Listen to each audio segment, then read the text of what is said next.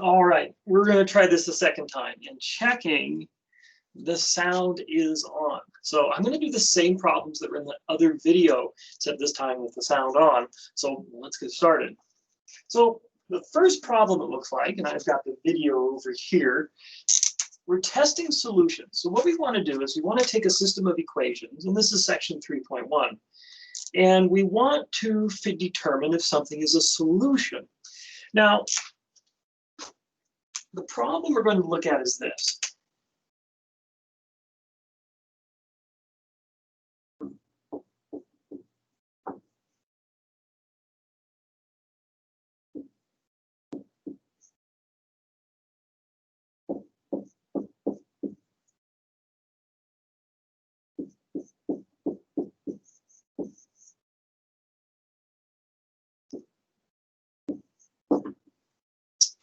So we want to determine if this point is a solution to this system.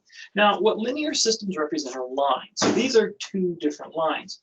And when lines have a solution, they intersect. So when they intersect, they share the same point. And every point is represented by an x coordinate and a y coordinate. So we have an x and a y. So if, in fact, this is the point that these two equations share, that they intersect at, then this point will satisfy this equation. It'll also satisfy that equation. Now, the important thing is it has to satisfy both of them. It can't just satisfy one of them, or certainly not none. It's got to satisfy, you don't have any, the equations work, where clearly this is not a solution. But also important, it can't only satisfy one or the other. It has to satisfy both, this particular point that we're talking about. So let's find out. So y is -3. Is this equal to 2 times 5 minus 13? Well, -3. Is this equal to 10 minus 13? Well, 10 minus 13 is, well, -3. So for this first equation, things are fine.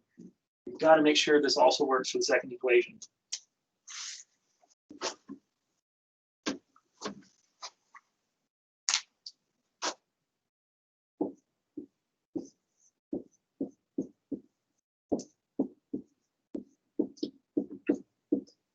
Oh, did I just do that? No. Yes, we're good.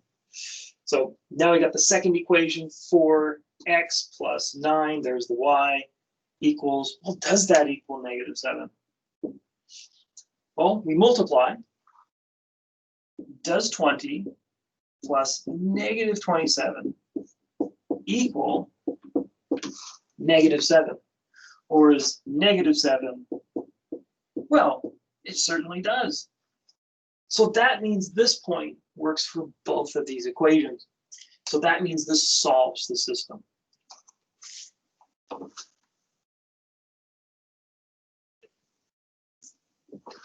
Now let's take a look. This next problem.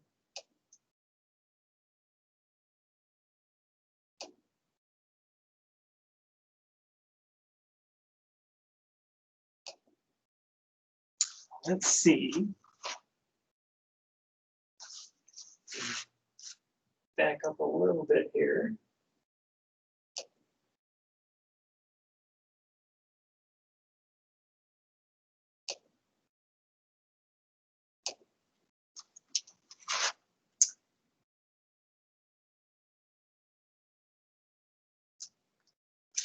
All right.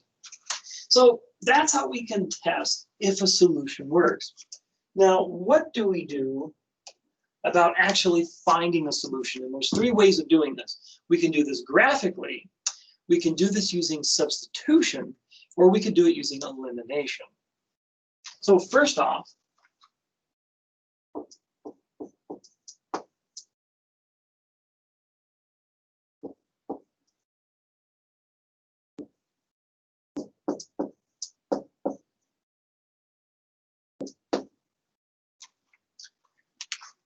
we have these 2 equations. Now, we can try graphing these. We'll try graphing first.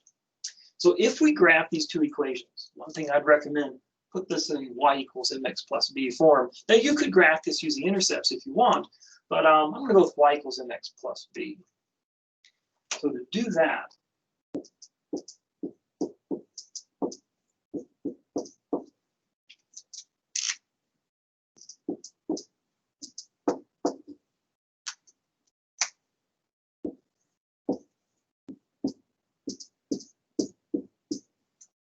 divide both sides by 2.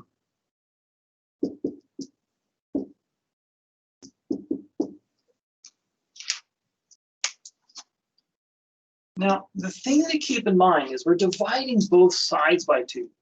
Now, by coincidence, because this has one term, that side consists of one term. But this side over here has 2 terms. So we got to divide the entire side and divide both terms. 4 divided by 2 is 2. Negative x divided by 2 is negative 1/2 x. And what's going on here, negative x over 2, we can treat this is negative 1 times x over 2 times 1, or negative 1 over 2 times x over 1. Now, x over 1 is just x. We divide by 1, nothing changes.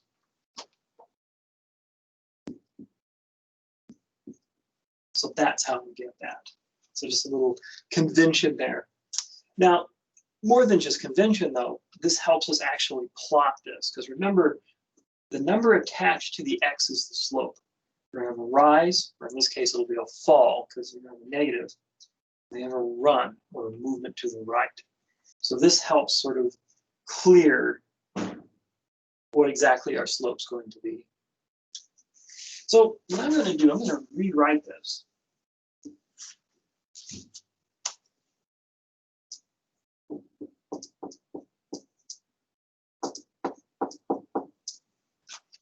Like so.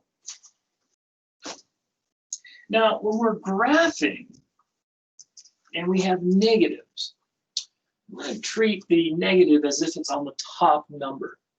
Also, when we're graphing, got a whole number here. I always say that has a 1 underneath. So let's do this.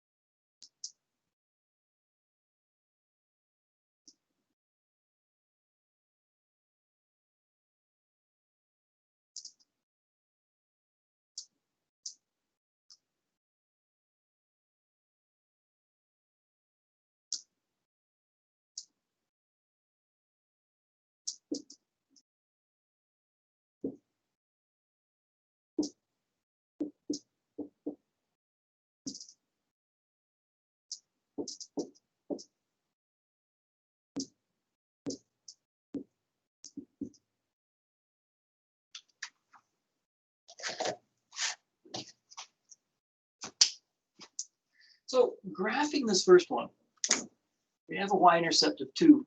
So we'll start here. Now the slope's negative 1/2. So you have a fall of 1. Whenever the top number is negative, instead of being a rise, it's going to be a fall. So you have a fall of 1 and then a run of 2.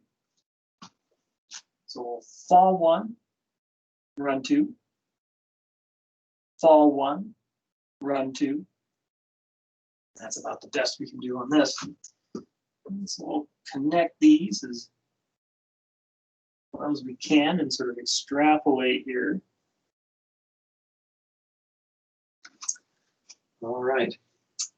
Now this one, our slope's negative 2 over 1.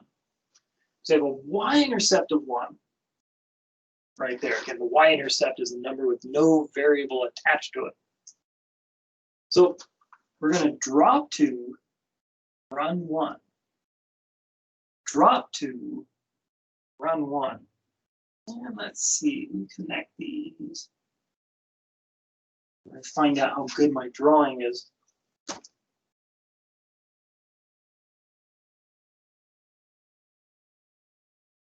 Now let me double check my answer here because my drawing might not be terribly accurate. Let's see.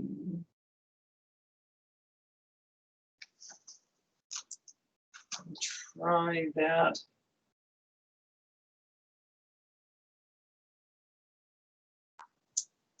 Now, unfortunately, my drawing's a little off. Let me see here. Should be this is what's going on.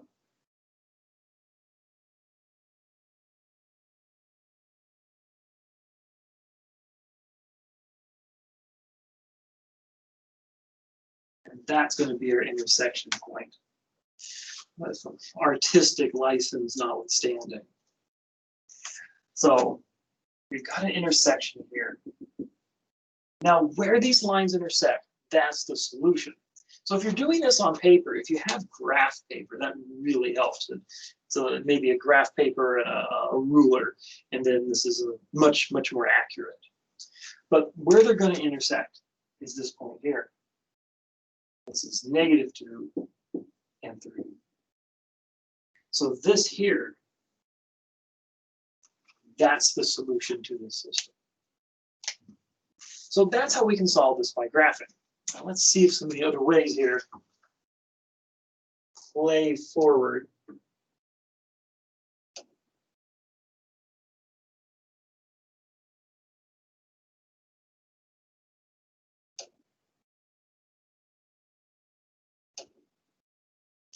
All right.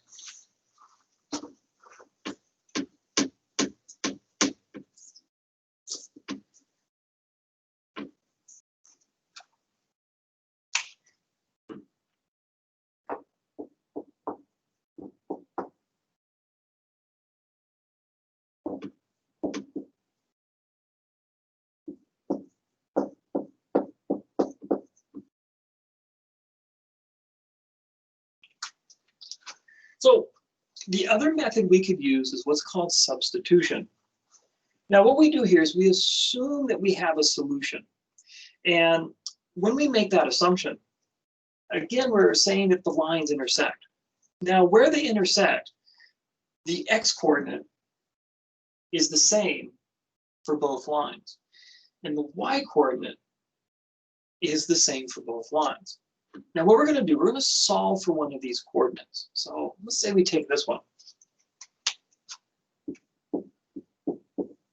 Take this equation, solve for one of the coordinates. Let's say we solve for x.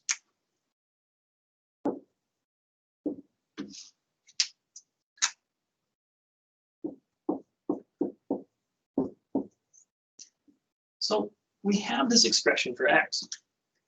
Now, even though the x is from this equation, since we're assuming these have a solution, this is also the same x here. Now, this x is an alternative identity, has sort of a Batman type identity where it's itself, or it could also be this.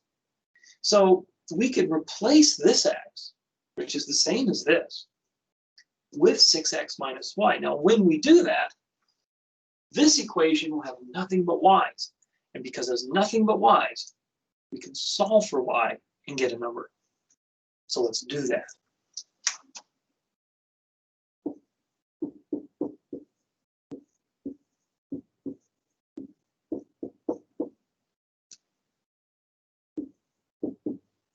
We got to distribute this -2.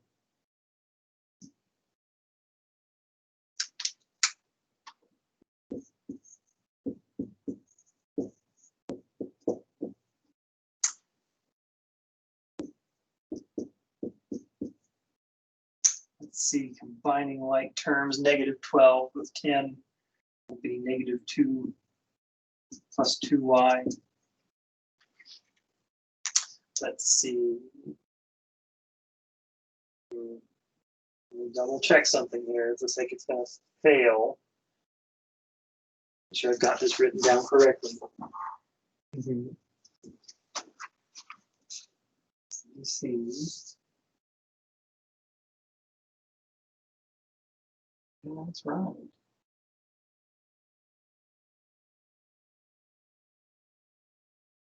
Oh, I see what I'm doing.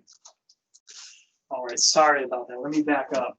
I thought I had moved on in the other video instead of doing a different sort of problem. What was going to happen was this. Let me just finish what was going to happen here, though.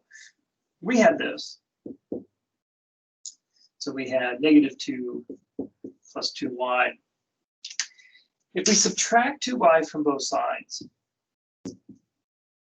what we're going to get, 0 equals -2, and that's not true. So now I see what was going on, but we hadn't moved on to substitution yet. We're looking at the way these things can actually not work out. So let's switch gears a bit. Same system, we did just use the method of substitution, try to solve it, and we'll do an example where that works. But this is an example where something goes wrong. Now what happened? We have 0 equals -2. Well, that's not possible.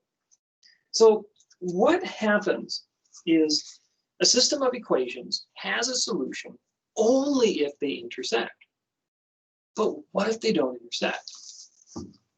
Well, parallel lines don't intersect, and those are going to have, therefore, no solution.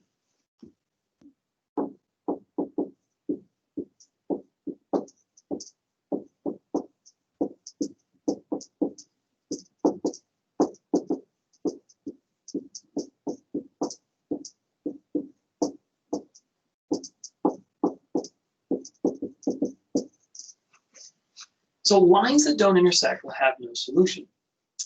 And a good example are different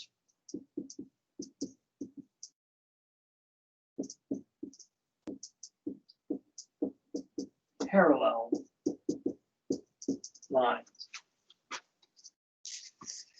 Now, what I emphasize different here is that if this line is just another version of this one, and we're going to take a look at that next, if I remember correctly, if they're different lines and they're parallel, that means they'll never intersect. So if we try to solve that system, we're going to get nonsense. So what this will look like graphically. So if you try to solve it algebraically, you'll get nonsense. If you try to graph it, though, well, first off, let's take a look at these lines. Let's put them in y equals mx plus b form.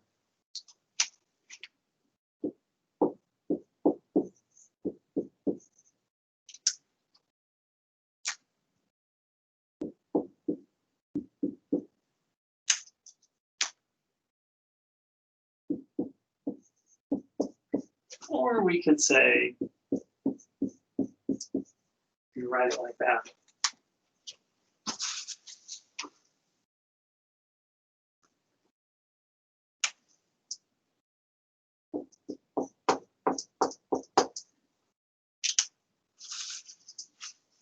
So what we're looking for here is that this is going to actually have a slope of -1, but it'll have a different y-intercept. So that means we have two separate parallel lines that won't intersect.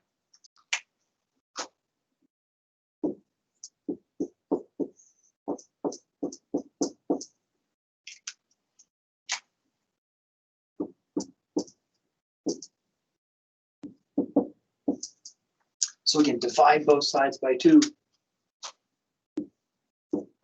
-2 divided by 2, -1, which we just write as -x.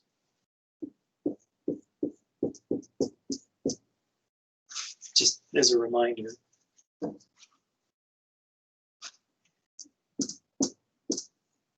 So we get y equals -x plus 5. So again, we've got the same slopes, and we have two different y-intercepts. So the different y-intercepts guarantees we have different lines. So what we're going to get here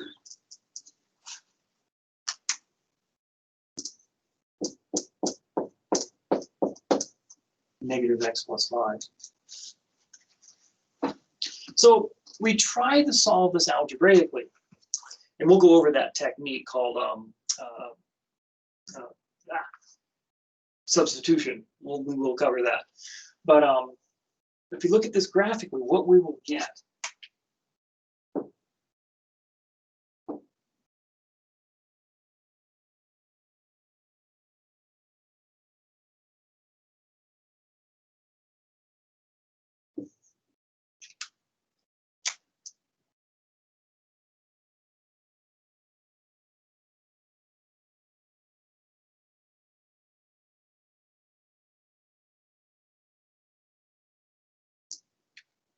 we're going to get two lines that don't intersect.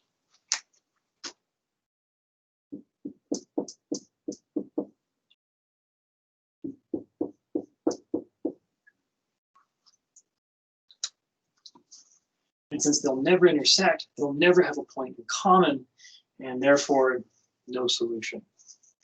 Now there's one other type of what they might call surprising system of equations that you might run into. Well, let me see what that one turned out to be.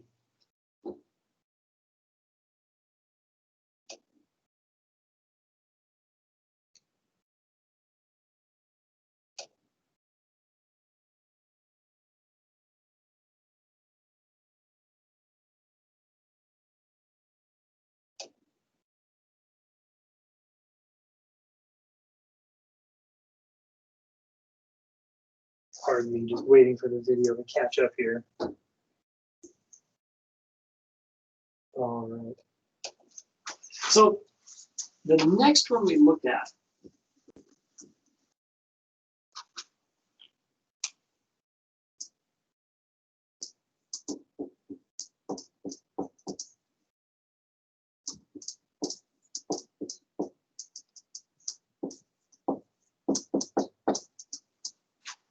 so we've got something like this. Now I'm going to do something that we didn't do in the last video.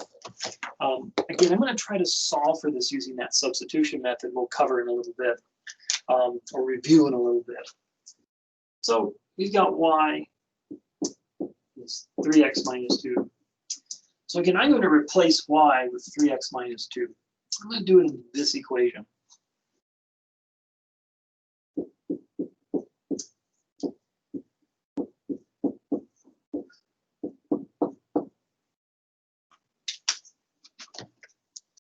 We'll distribute 15.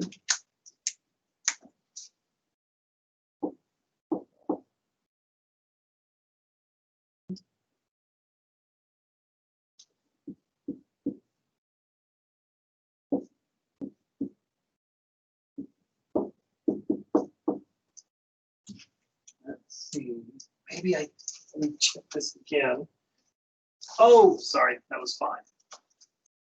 Let me start that again. Apologize, I wrote the wrong number down. So again, we'll start out.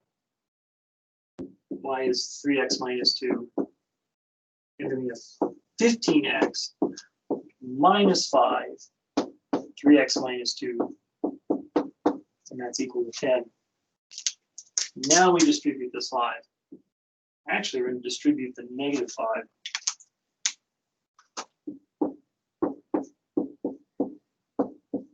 Negative and negative will be positive. And when we try to solve this, these are going to cancel.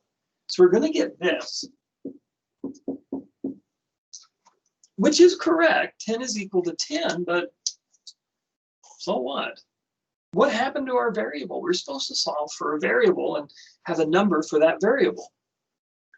Well, in the last example, we got something ridiculous. 0 is equal to, I think it was negative 2. And that's not true. But what if you get something that is true, but it's sort of silly? Well, this indicates that the two lines represented by these equations, they're actually the same line. And so they're actually intersecting each other the entire time. It's one line on top of the other.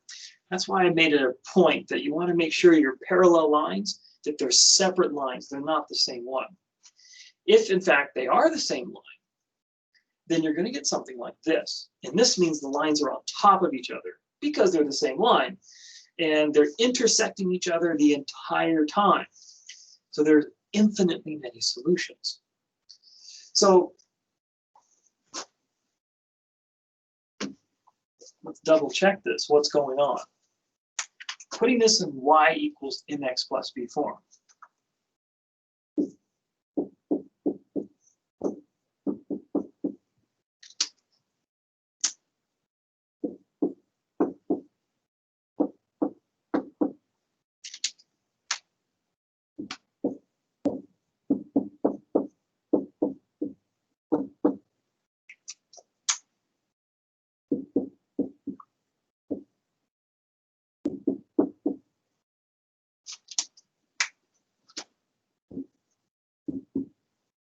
So 10 divided by -5 is -2. -15 divided by -5, positive 3x. Or y is 3x minus 2, which is the same thing as this. So instead, what we have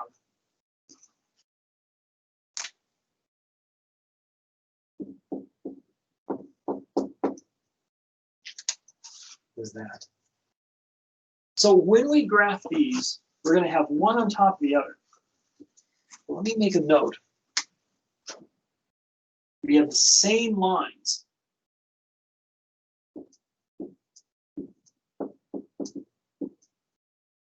So one will be on top of the other.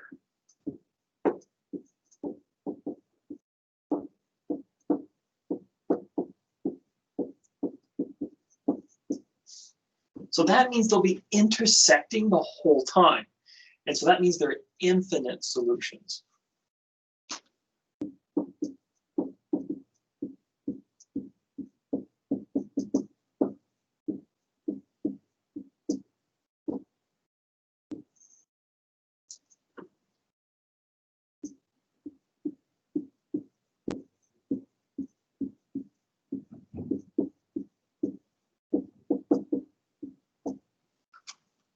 So there are infinite solutions.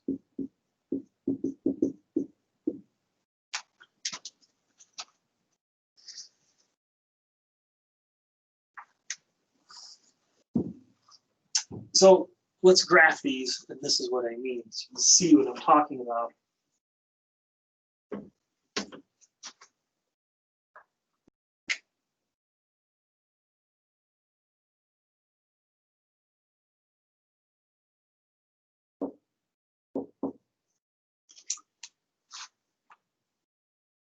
So graphing these,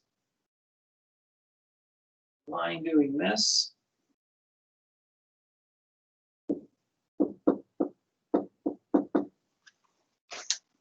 And we'd also have a line right on top of it.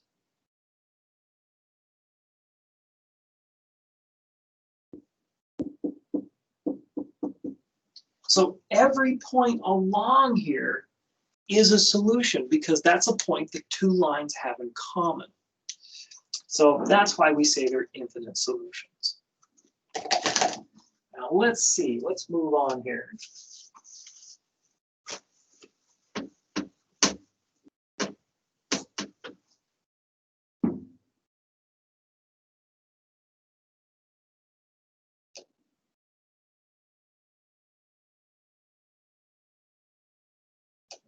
Okay.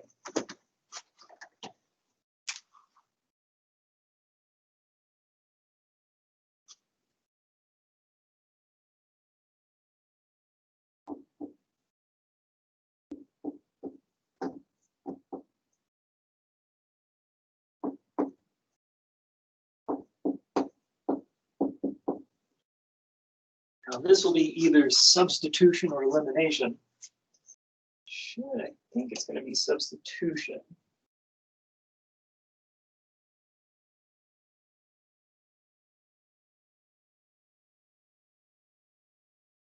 Yes. Oh, and that's written incorrectly. Back up here.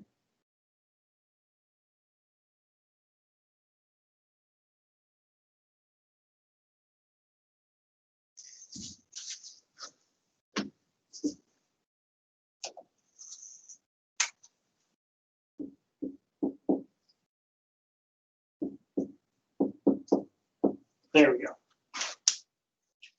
So let's solve using the substitution method. And you've seen me do this already. Now this one is already solved for x. So x, we already know what x looks like in terms of y. So given this, I'm going to replace this x with this expression. Again, assuming these have a solution, they share the same point. Same x coordinate of that point, same y coordinate of that point.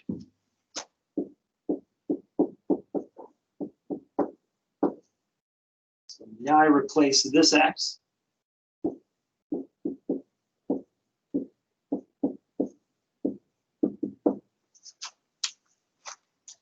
We'll distribute.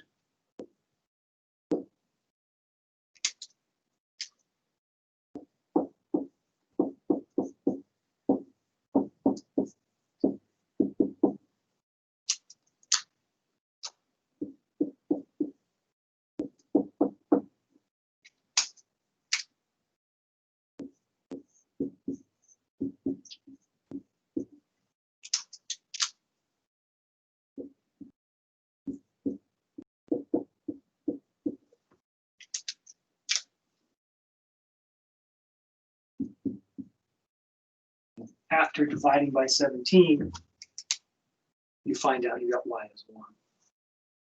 So y is equal to 1. We still need to find x, though. Don't want to forget that. Now, we already have an expression for x in terms of y. So we can plug in the value y equals 1.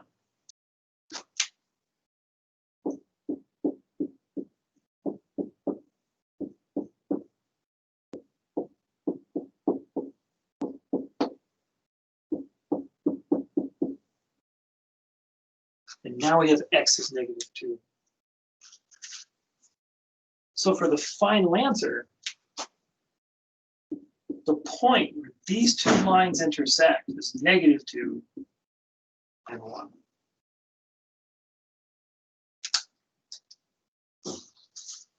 All right, so that's the substitution method. Let me see here.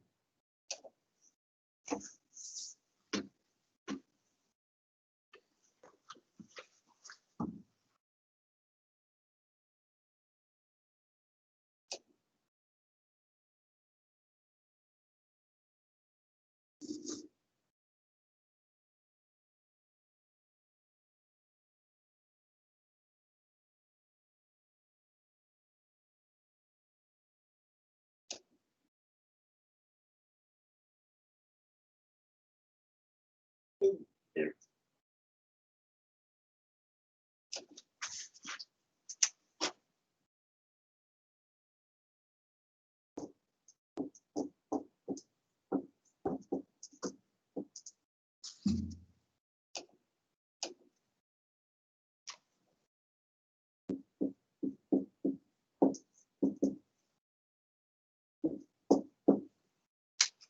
All right, so we double check. Looks good, looks good. All right.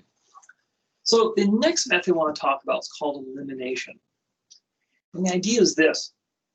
If we were to add these equations together, 13 plus 17 would give you 30. -5 plus 3 is going to give you -2y. 2x plus 5x, 7x. Now, wouldn't it be great if we added these equations together and one of the variables canceled out? So right now, if we added them, what we would get would be this, which still really can't solve for x or y conclusively. I mean, we'll still get a variable. We'll have two variables with an equation. That's not going to work, actually. We need at least two equations, which we do have. But, all right. If one of these disappeared, though, they canceled, then we could easily solve for y. And if this canceled, we could easily solve for x. So what we can do, remember, as long as we multiply through by the same number, or what we do to one side, we do to the other, the equation stays balanced. We're free to make those changes. So same thing with this equation. So let's do this. Let's take -5, or just 5. We'll take 5. We'll multiply this equation on both sides by 5.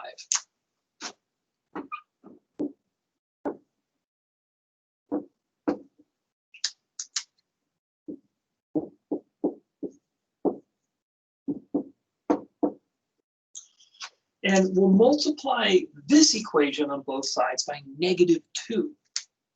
So if we multiply this by 5, it'll become 10x. Multiplying this by -2, it's -10x. 10x plus -10x, those will cancel, and hopefully we'll just have y's and number on the other side. So if we multiply this one through by 5, what do we get? Well, you're getting our 10x.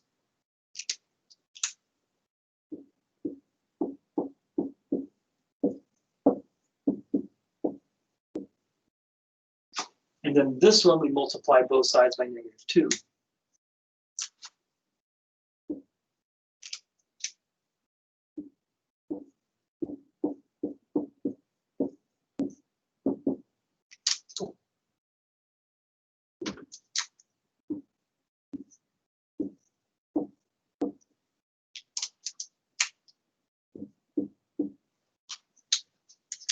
So we'll distribute this.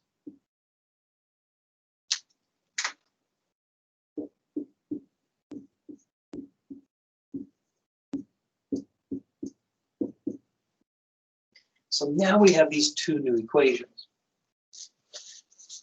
So we'll update these.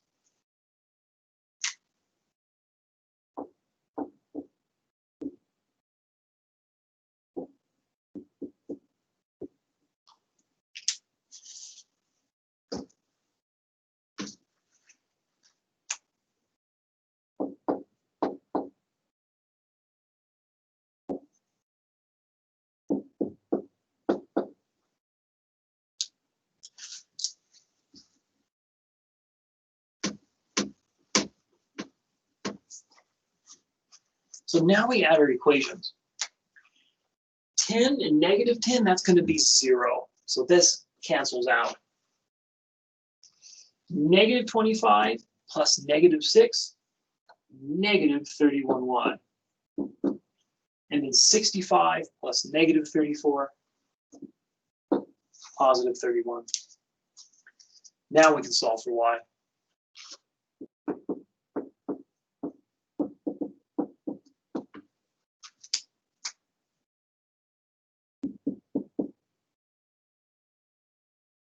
So now we have y is -1. And to find x, we could use either these two equations. We want to make sure we have the x terms there. We could use one of the original equations, and I'll go ahead and do that. Let's say we use this one.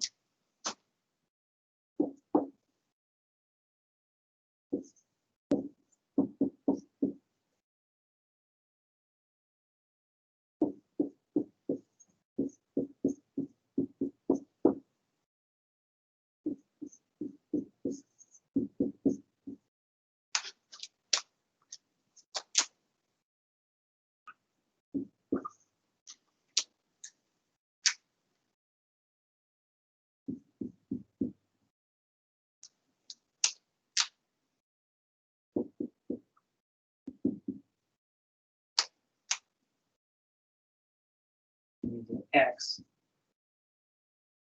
is equal to 4. So y is -1, x is 4. So our final answer .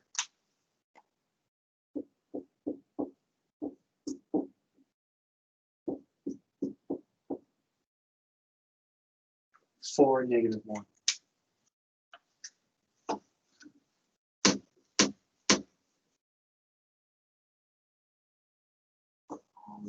So those are the ways to solve these systems of equations. I'm going to move along the video here.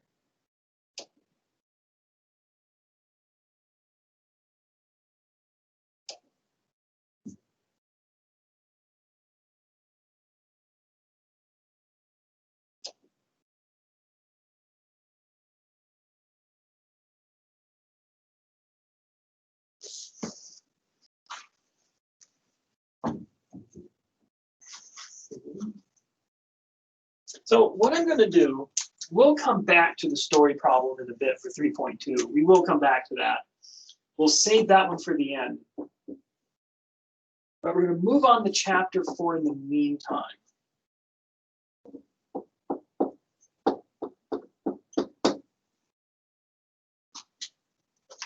So what we're going to do here, we're going to solve for x. Now we have what's called a linear inequality. And the way we solve these, it's exactly the same way we solve linear equations. So in this case, we're going to try to get rid of all these denominators. Now there's two differences between linear equations and linear inequalities. Linear inequalities, we're going to get an infinite answer. We're going to get an interval that has usually infinite numbers in it, unless there's maybe, say, no solution. The other side of it is when we multiply or divide by negatives, that's going to cause the inequality to flip around. So now if we add or subtract negatives, nothing changes, nothing flips. If we multiply and divide by positive numbers, again, nothing's going to flip around. When things flip around, though, is when we multiply or divide by negatives. So we want to keep that in mind. Now, we want to get rid of these denominators. So we want to multiply by some number on both sides that makes all these denominators cancel. So we want a number that 10 will divide into, so 10 will cancel, and a number that also, it's got to be the same number, that 5 will divide into. Well, there's a number that'll work, and that's 10. Because 10 divided by 10 is 1, and 10 divided by 5 is 2. And the thing with this, when we do these divisions, you want no remainders. So, all right, let's do this. So now that we've figured out what number that 10 will divide into and that 5 will divide into, we're going to multiply both sides, ultimately multiply all the terms by this number, which is 10. And since we're multiplying by a positive 10, the inequality won't change.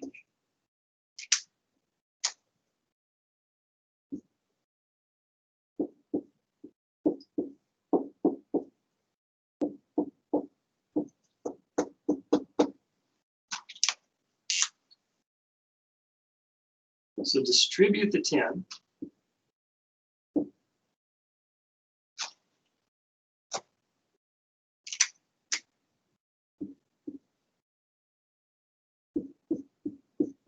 Using the dot for multiplication so I don't confuse the x for multiplication with the variable x.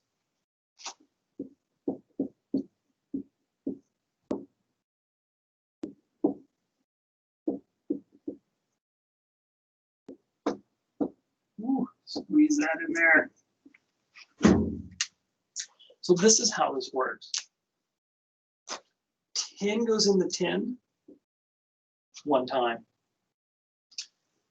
5 goes in the 10 2 times. 10 goes in the 10 1 time. So what this will leave us with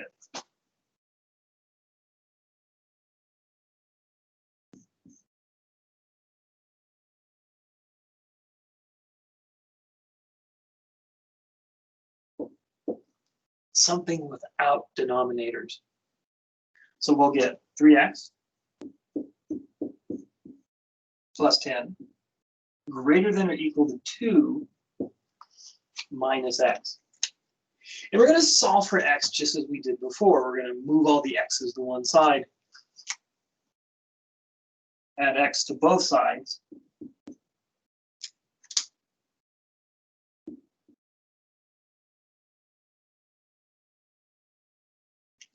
Subtract 10 from both sides.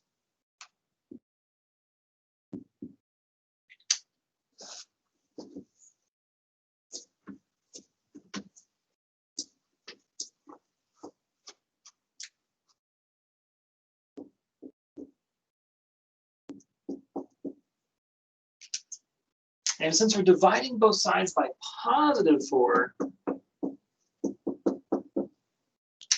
nothing changes. So we're going to get this.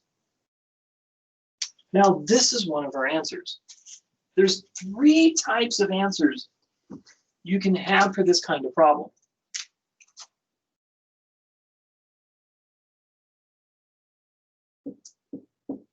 So this is the first one.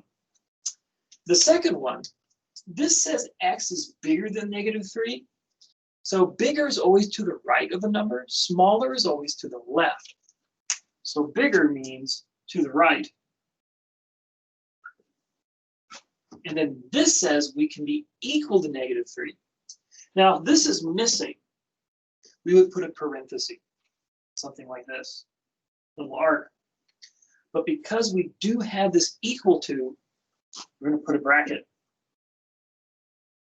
In Math 097, you would put a dot, a solid filled in dot. And in this class, we'll put a bracket. So this is another way of answering this. The other way is to use interval notation. So you've got -3. We're including -3. So we're not going to use a parenthesis. We're going to use a bracket. And because we're going to have all the numbers bigger than -3, we're just going to keep going and going forever in the positive direction. We have the interval -3 to positive infinity. So that's the 3 solutions. We get 3 types, same type, same solution, but 3 different ways of representing it. All right.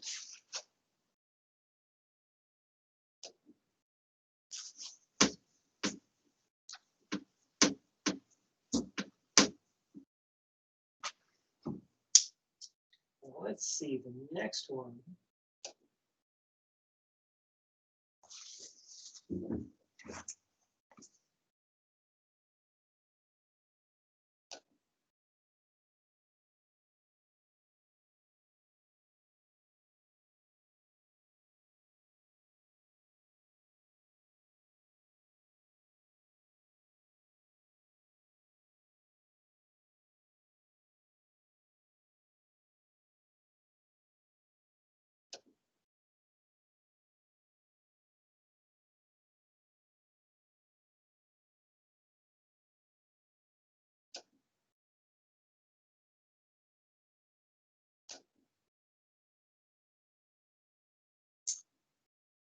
All right, so we're getting into union and intersection.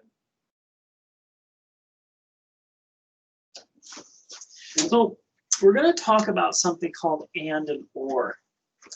And to do that, we're going to talk about union and intersection, or we'll do it in this order, intersection and union.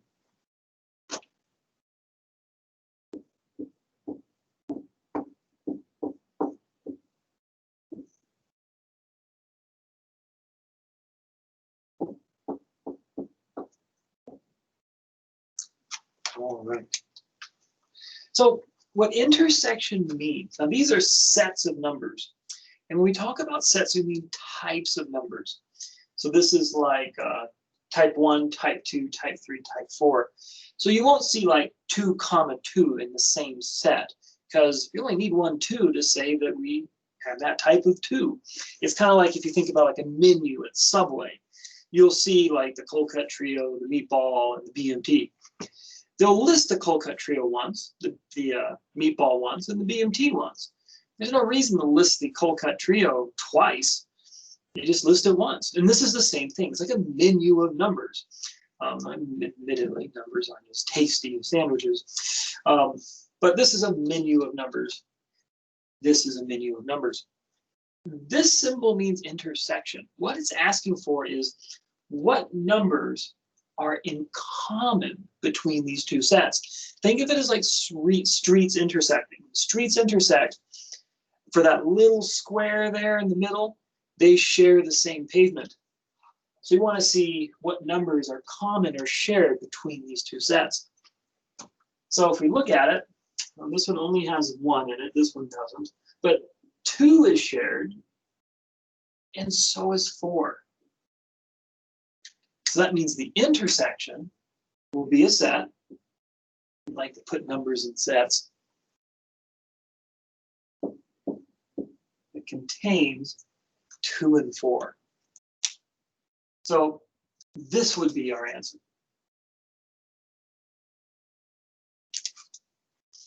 Now, the other symbol that we have is what's called union. And union a little different.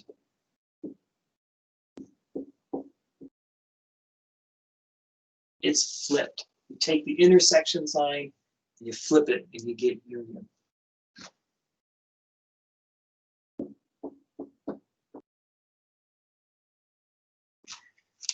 So you can think of union as kind of like those KFC Taco Bells. You have the KFC menu, you have the Taco Bell menu, and we're just going to bring it all together. And again, we don't have to list the same thing twice. So if both menus have Diet Pepsi on each of them, Diet Pepsi for Taco Bell, Diet Pepsi for KFC, we'll only list Diet Pepsi once because we just need to communicate to the customer that that's the type of soda that we're selling. So same thing here, we just want to list types. We're going to list all the types that are found in both these sets. So there's a type 1, a type 2, type 3, type 4. Now we already have type 2, we already have type 4, but we don't have type 5.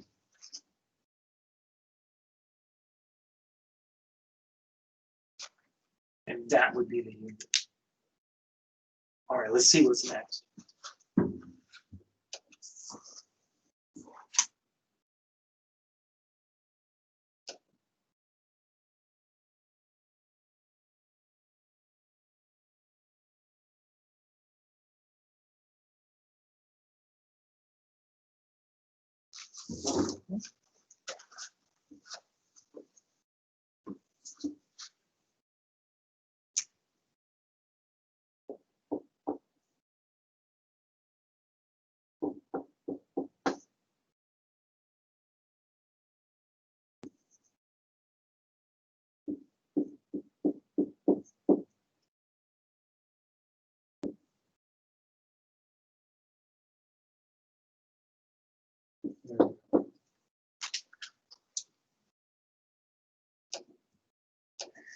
All right.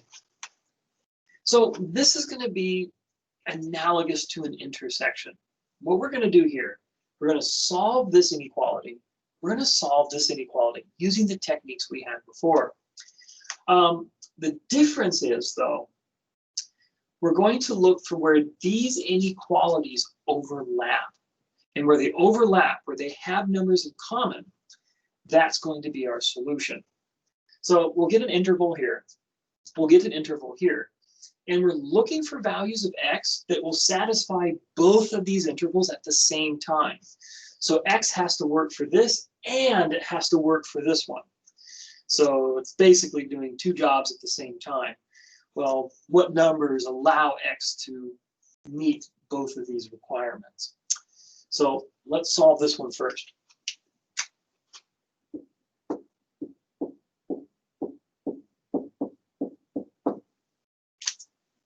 Let's see, add 1 to both sides.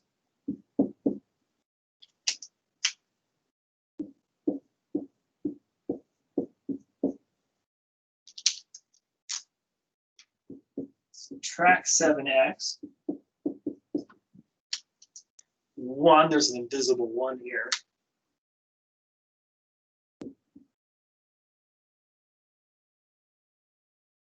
Just a little reminder. Make that a little more 1-like. So 1 minus 7 is -6.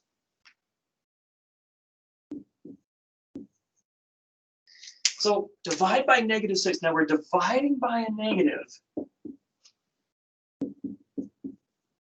So when we do that, this flips around.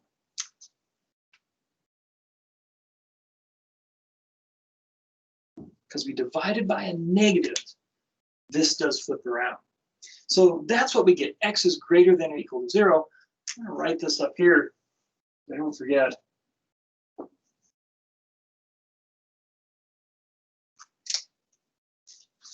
Now for the second one.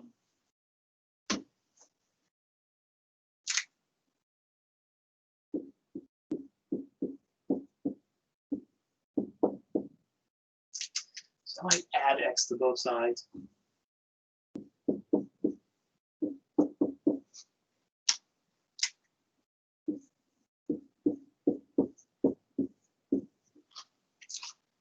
Add 7 to both sides.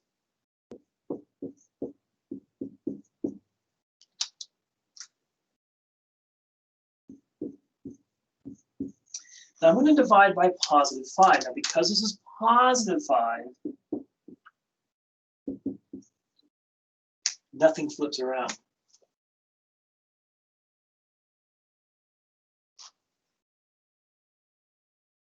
Make this here. So now I've got my two inequalities. So what we're looking for are all the numbers that are bigger than 0 and less than 2.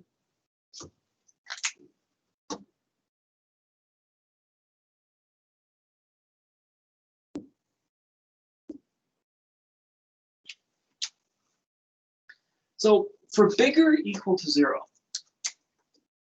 so we could be equal to 0. We're going to include it. And since x is bigger, that means to the right. So we're going to go this way. Now here we have x less than 2, and x can't be equal to 2. So less than 2 means to the left. And since we can't be equal to 2, we're going to use a parenthesis.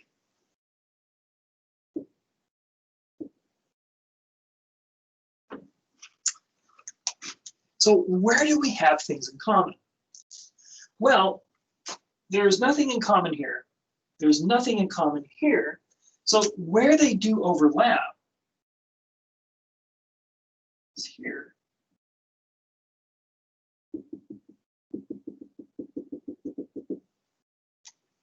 So they have this in common. Now we got to be careful. The bracket here says include 0. But this parenthesis says exclude 2.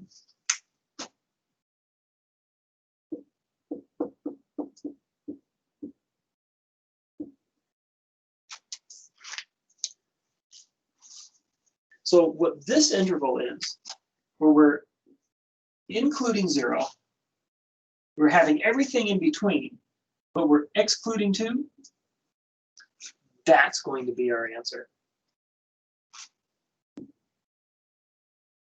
Make this a little more bracket-like. So bracket 0, comma 2 with a parenthesis. All right, let's see what's next.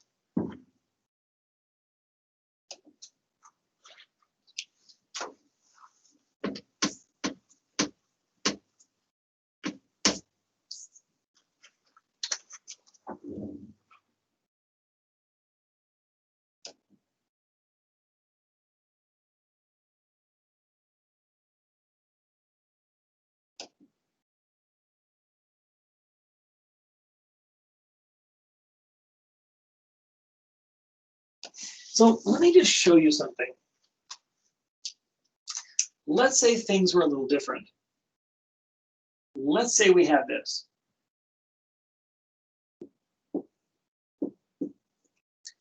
And we had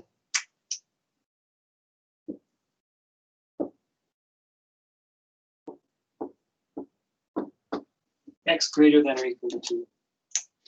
And then we had this, though.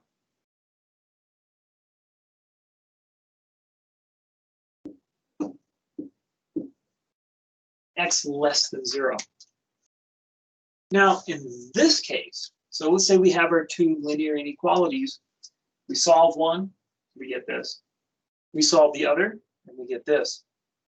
There's no overlap, though. And because there's no overlap, there's no solution.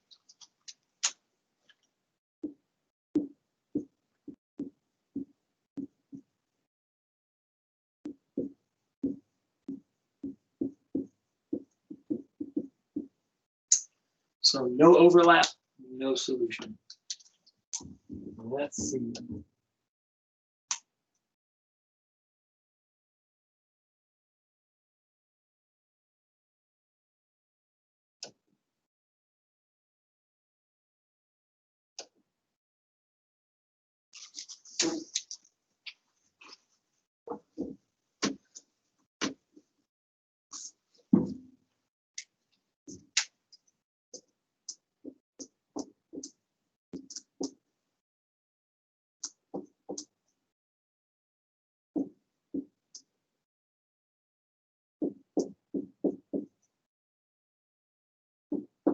All right. So for this one, 2x minus 5 less than or equal to negative 11. So again, what we're going to do, we're going to solve both of these inequalities, and don't let the or fool you. You don't have the option of one or the other. You do have to solve both. So in the last example, in the one before, we have these and situations. The and means intersection. It's where things overlap, where numbers are held in common. This is an or, and an or is what we use for union. So what we're going to do, we're going to solve for this, solve this, and what we'll do is we'll say numbers that satisfy this or the numbers that satisfy this, all of them together will be our solution. So it's like you go to the KFC Taco Bell, you can order KFC or you can order Taco Bell, but both menus are part of your options. So KFC, Taco Bell, let's find out what's going on here. So we'll go with this.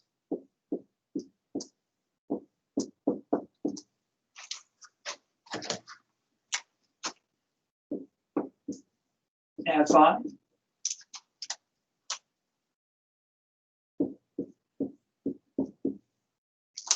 Divide by 2.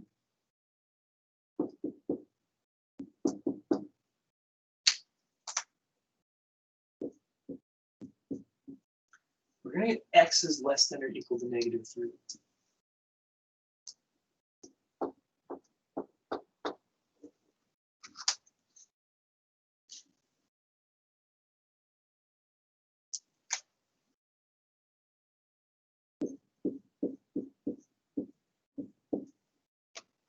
Subtract 1 from both sides.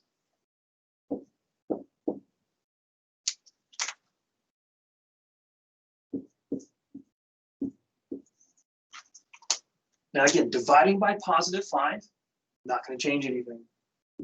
Now if it was negative 5 though, different story.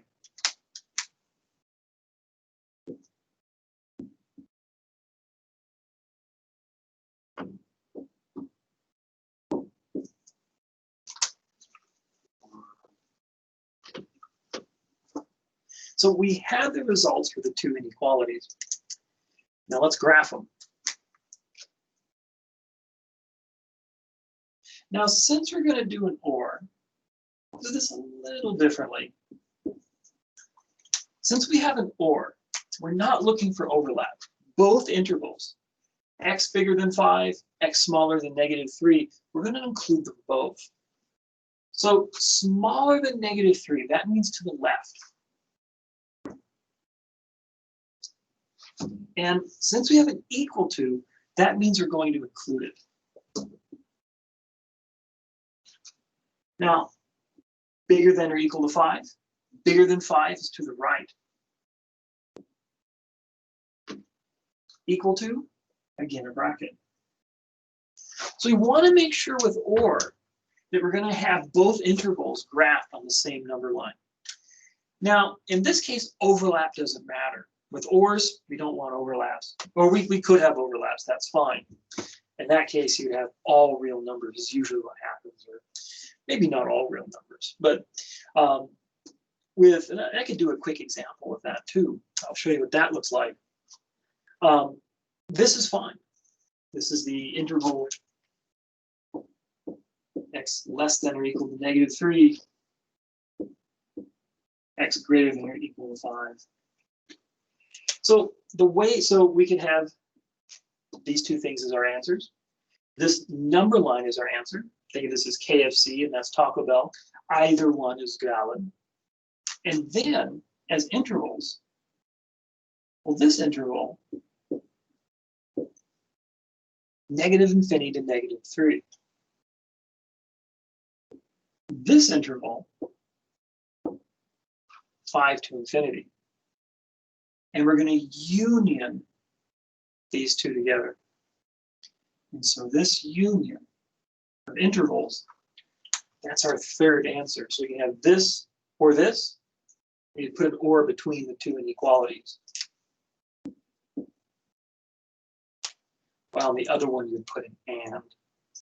We have our number line, and these would be our intervals. So something that could happen with or, let me show you this real quick, and this isn't in the other video. A little different. What do you do with an overlap in an or?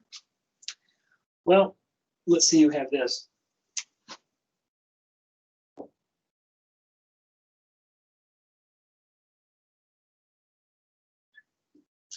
X greater than 3 or x less than 5. We've got an or, so I'm going to put all of this on the same number line. X bigger than 3, that means to the right of 3, but we're going to use a parenthesis because we're not going to include 3.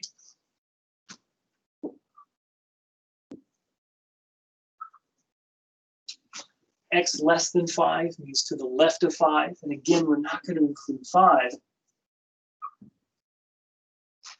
So what's going on here? Now, this is not going to be the same thing with the systems of equations when we graph them, where when a dotted line and a solid line intersect, we're supposed to have a hole there. Not really what's going on here. I'll explain. This first interval, here, let me color it blue. I'm sorry, the second one blue. In the first interval, we don't include 3, but we take everything bigger. But that's all right. In the second interval, we do include 3. So it brings 3 back in. So 3 is with us. We're good. Way to go, 3. Same story with 5. The second interval doesn't include 5, but the first one does. And we're taking all the numbers that these have in common, sorry, not in common, taking all the numbers in this one and all the numbers in this one, and we're putting them all together. So if this one's missing a 5, no big deal. The red one has a 5 in it, that 5 gets included. If this red one's missing a 3, no big deal. The blue one contains a 3. And with union means we put everything together. So the final answer, the entire number line is our answer. And this is what the intervals look like. So you could get something like that. Another version of this.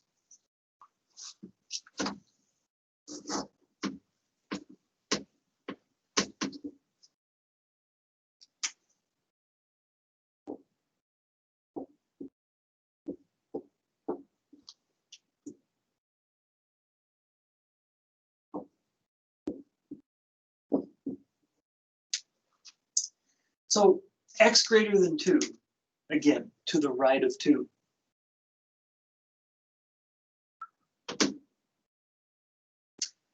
X greater than 3, to the right of 3.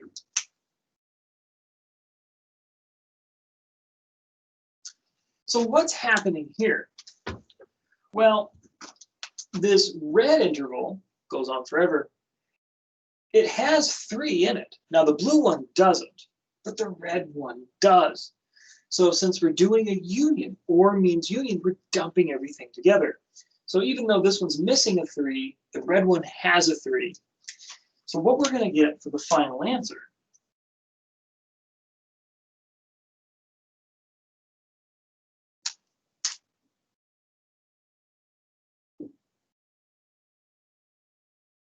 is basically the interval x greater than 2, which also contains the interval x greater than 3.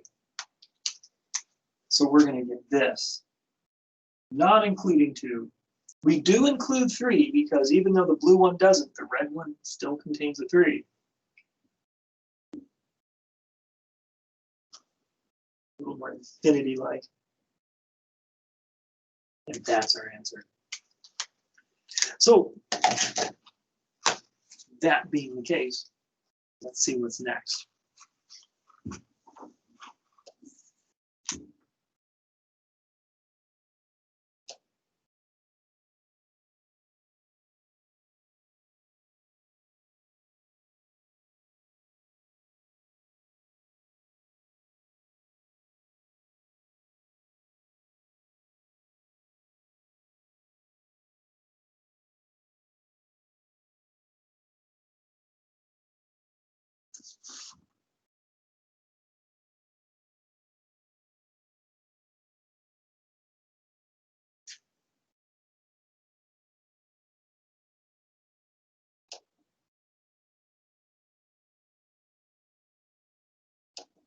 All right, so now we're moving on to 4.2.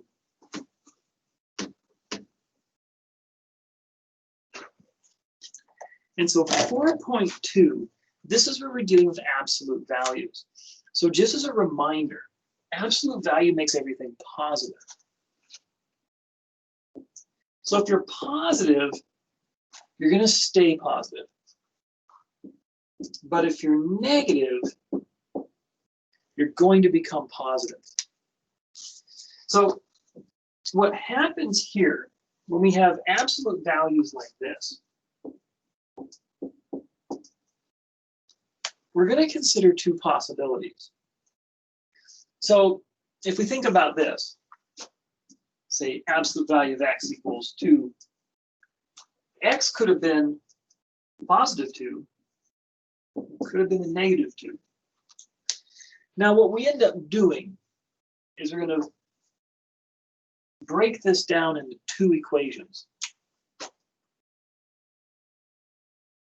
U equals c for the positive version, and u equals negative c for the negative version. And then we're going to solve for whatever variable we're looking for. Now again, u is some kind of expression in terms of a variable. But before we even do that, we need to solve for the absolute value of the expression first. And sometimes we have numbers on the outside that we've got to move away. So let's see.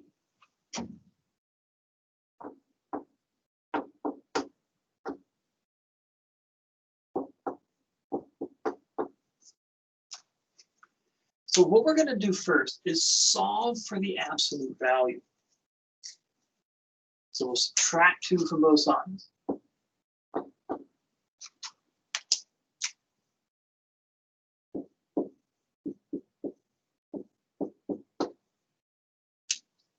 Divide by 2.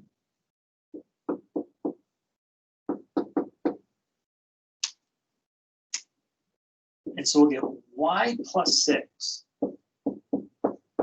is equal to 4. Once we've solved for the absolute value, this is where you're going to break it up into 2 equations. Y plus 6 equals 4, and then y plus 6 equals negative 4.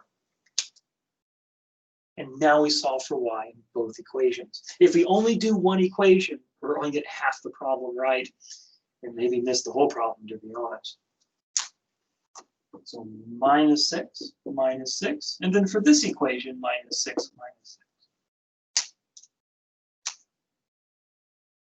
6. So you get y equals 2 here. We'll get y is negative 10 over there. We're placing these in a set.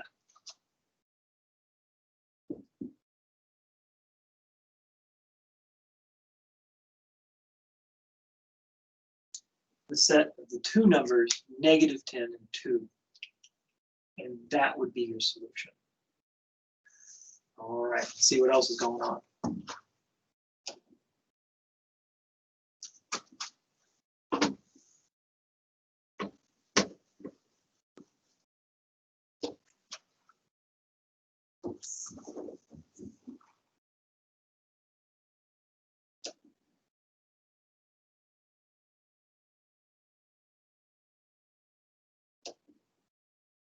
Now, we have a certain kind of inequality, inequalities we're going to look at with absolute values. This one, if we have an inequality with an absolute value less than a constant, we're going to break this down into this. This is what's called an AND scenario, just like we saw with those intervals. And I didn't cover how to solve for x when it's like this. We're going to do that now. So that's one possibility. The other one is an OR.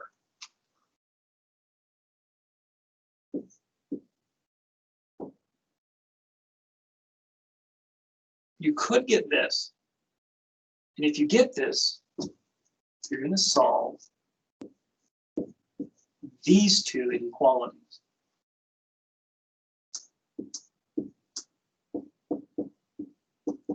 This is going to be an OR situation.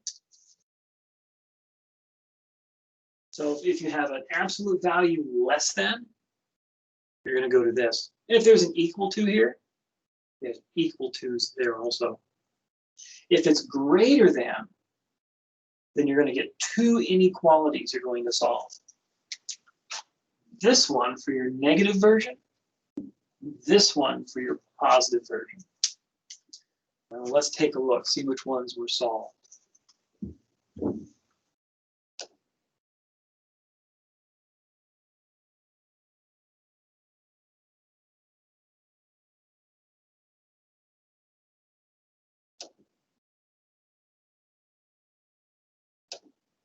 All right.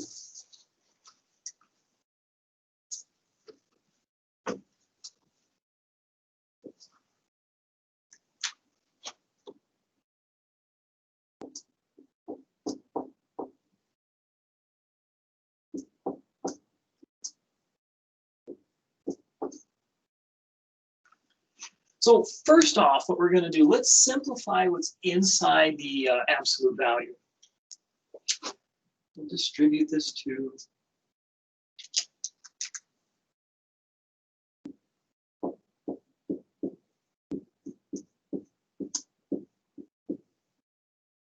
combine like terms.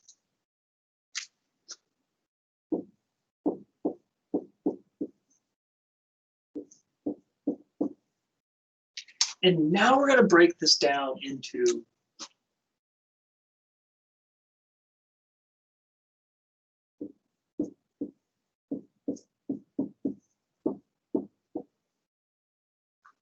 this right here.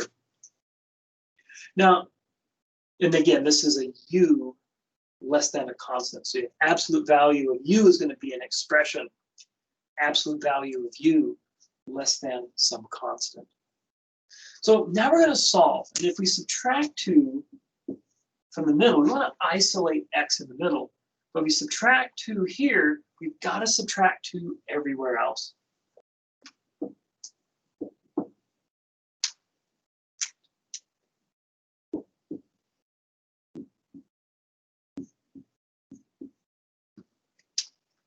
Same if we divide by 2.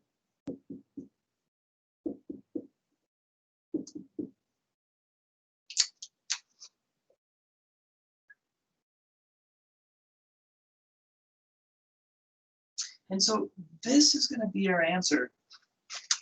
And what this says is we want all the numbers between -5 and +3, including -5 and +3. So if we're going to graph this on a number line,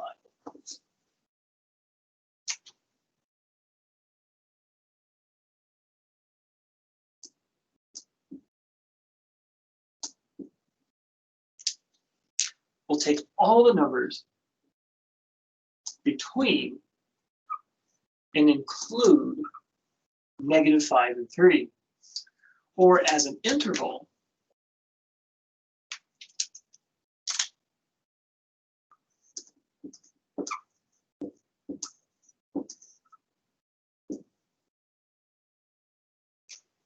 that would be our answer with brackets.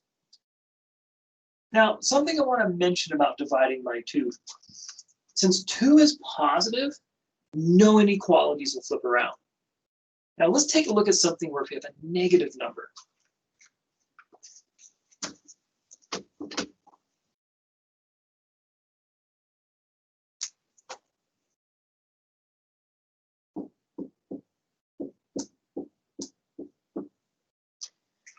Now I got to divide by -2.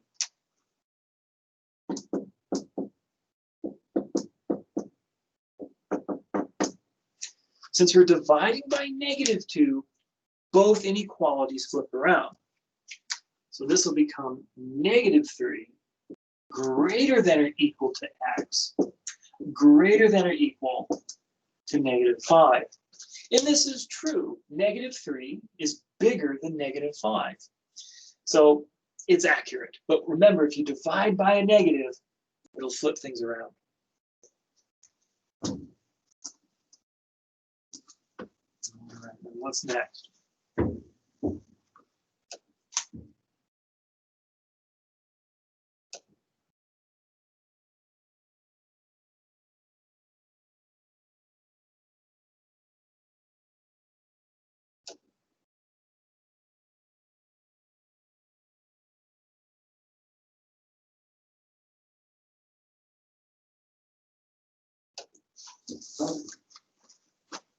Now, let's consider the next scenario.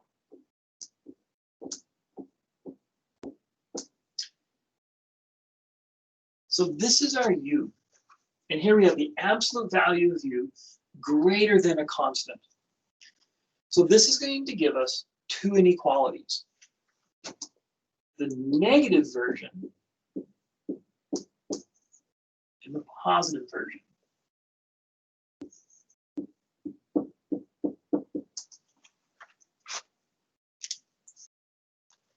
So u less than c, negative c, and then u greater than positive c, or regular c.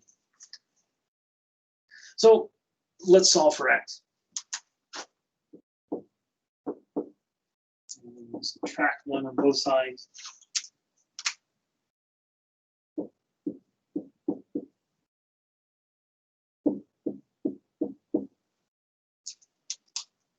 And so now we can graph this. Now this is an OR situation. So we're going to place these intervals on the same number line, and we're not concerned about overlaps.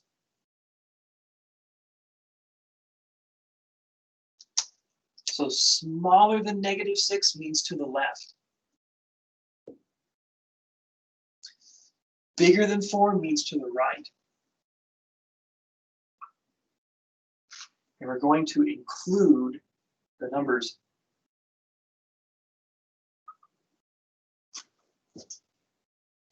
Now the interval we're looking at here is -∞, -6, inclusive. And then this one we're going to include 4 and continue on to infinity. And with this one, it's an OR, so that means union.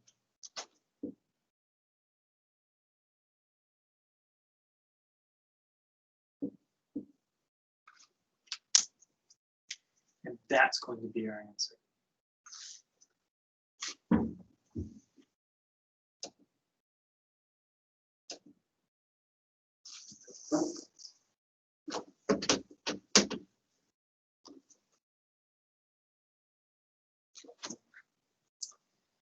Let's see.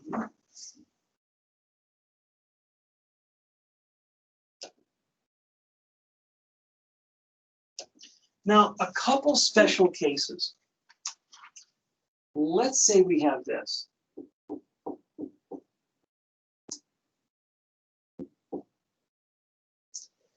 So what's happening here? Well, no matter what numbers we choose for x, they're going to go inside an absolute value. And so if we made them negative, they're going to come out positive. So anything negative here will come out positive. Anything positive in here is going to come out positive. So here's the thing. When this is bigger than -1, Absolute values are positive no matter what numbers we choose for x. So this will be true for all the numbers we could choose for x. So when you have an absolute value bigger than a negative, the solution is all real numbers.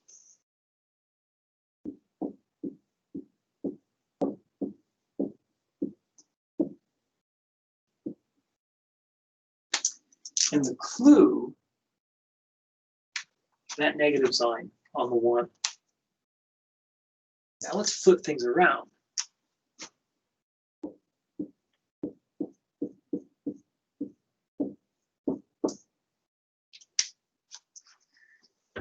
Now again, an absolute value makes everything positive. So because this is always positive, it can never be smaller than a negative. That's impossible. There's no magic number x that would somehow come out of this negative. It's always going to be made, 2x plus 1 will always turn out to be positive. Well, once you've taken the absolute value of it. Like if you chose x to be negative 10, 2 times negative 10 is negative 20. Negative 20 plus 1 is negative 19.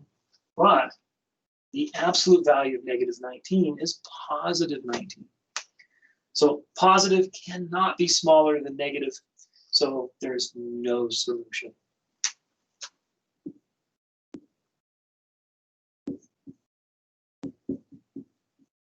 And so again, the clue in this one, that minus 1. All right.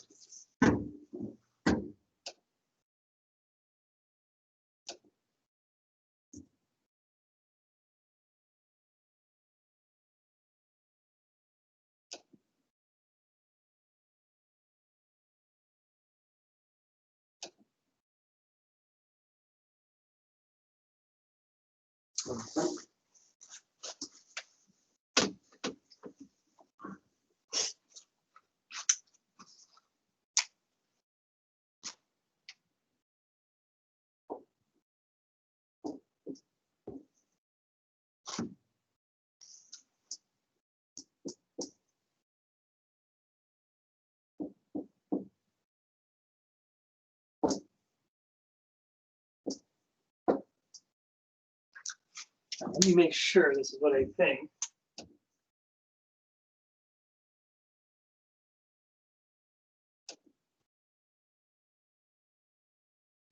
So what we're looking at here are systems of inequalities.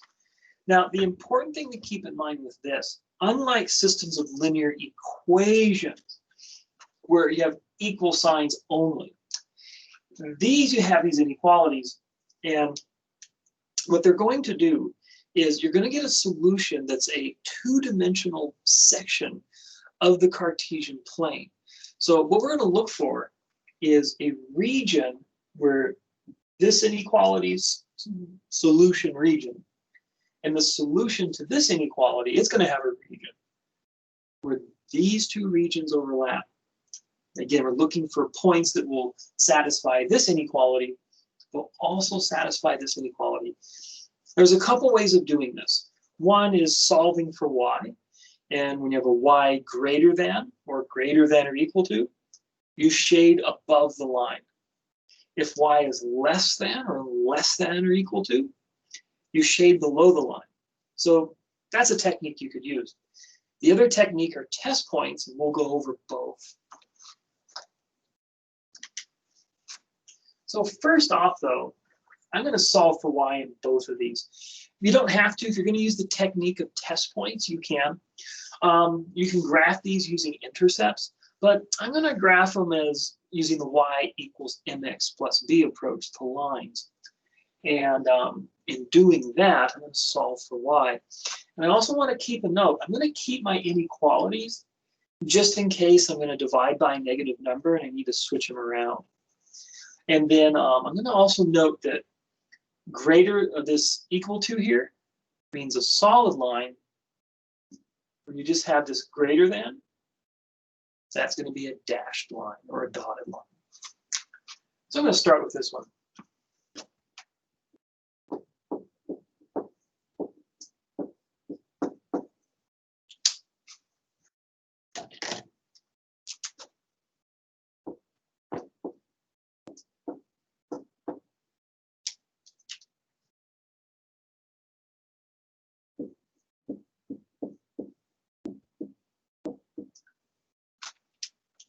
I'm going to divide by -5.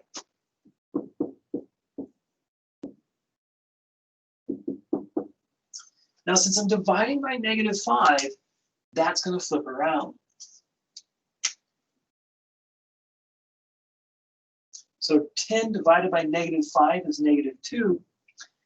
-2x divided by -5, it's positive 2x over 5. Now we tend to write this differently though, and this again helps for computing slopes or working the slope.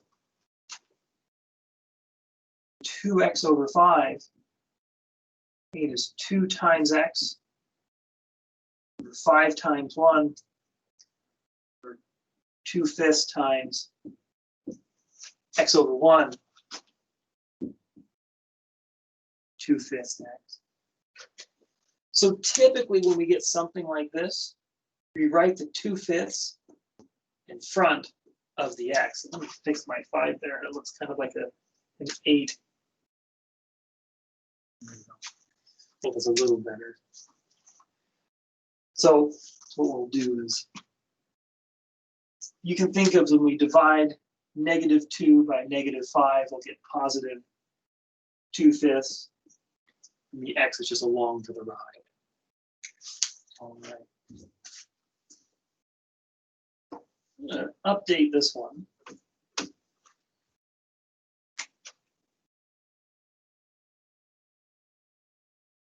Put it mx plus a -2 or -2.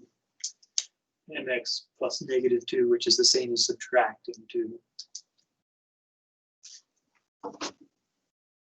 So mx plus b, or plus a -2, again, same as subtract 2. So for this one,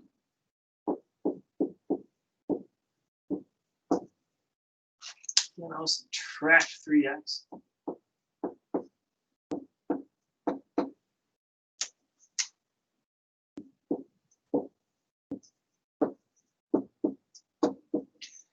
Again, I'm dividing by a negative, so that's going to change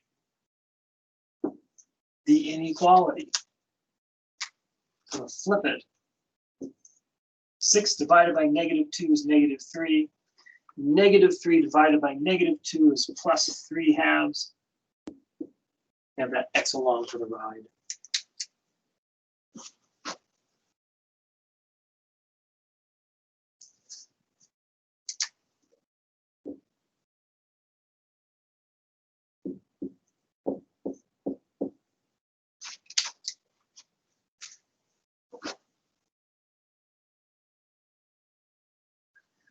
So I'm going to graph the lines as if I'm graphing with equal signs.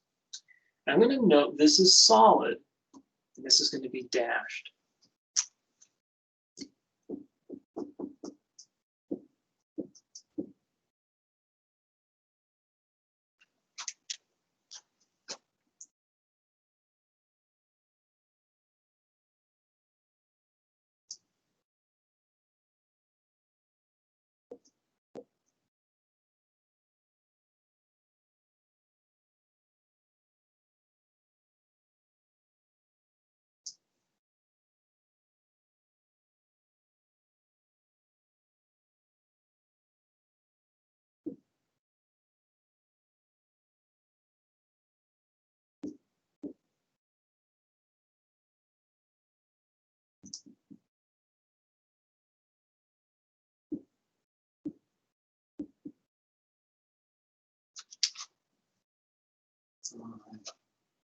So y-intercept of -2 will rise 2, will run 5. Up 2 over 5. And it's going to be a solid line.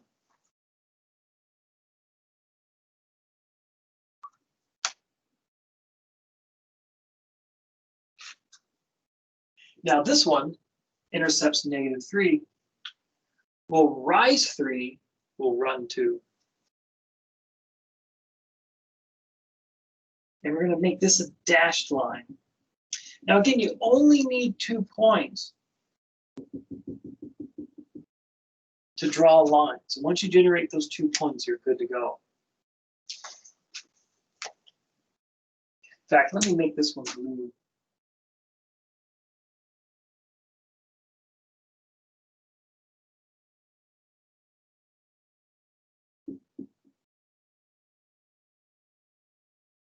And again, that's going to be a dashed line. Now, if we do the greater than or less than, with y greater than, that means we shade above the line. So for this one,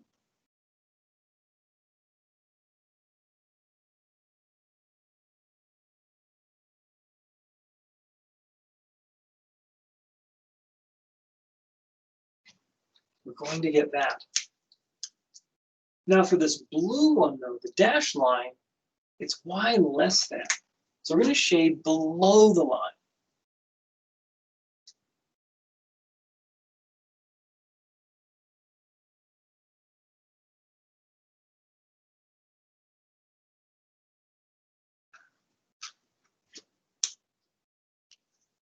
All right.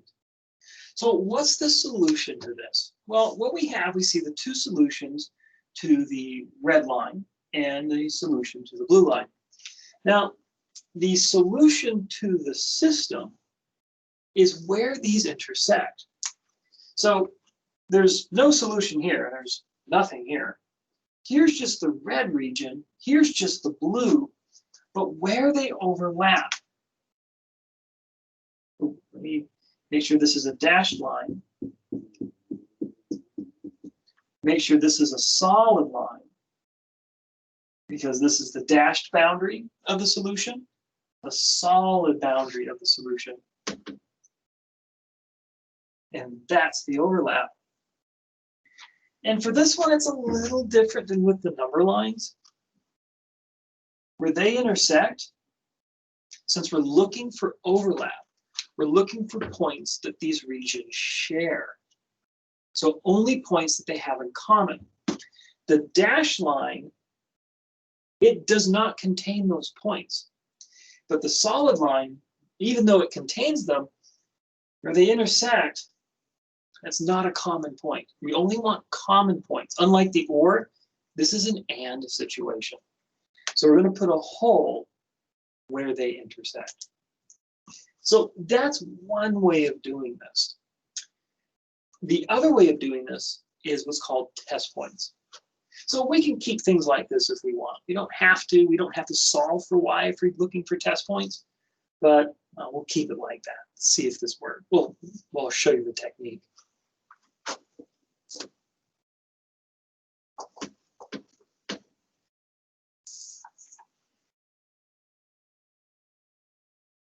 It's a good idea to, I would say you could solve for y. It's one way of graphing using, you still have to graph the lines using y. And you can use y equals mx plus b. You could use intercepts as well, x and y intercepts. That's also all right. Now I've already got these solved for y, so I'm just going to go with this. Same thing as before. We're going to graph the lines as if we have equal signs instead of inequalities.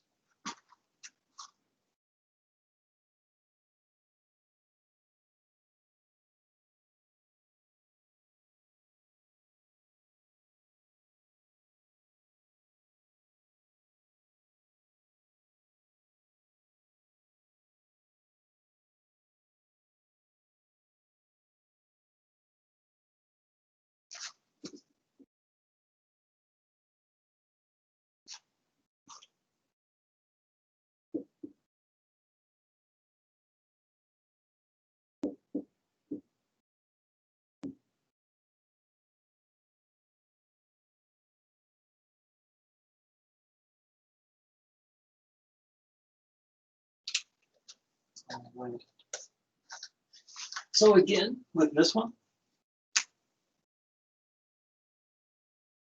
y-intercept -2, rise 2, run 5. It's going to be a solid line.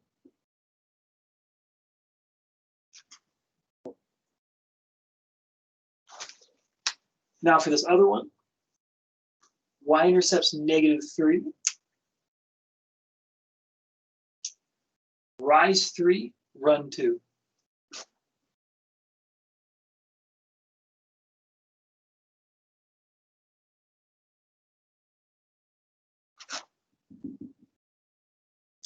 So, barring artistic license on my part, we should have the same situation as before, though I think I drew the intersection point closer to here last time, but again, that's artistic license or non-consistent drawing on my part. But if we graph these, say using graph paper, you're going to get the exact same graphs. Now, a test point works like this.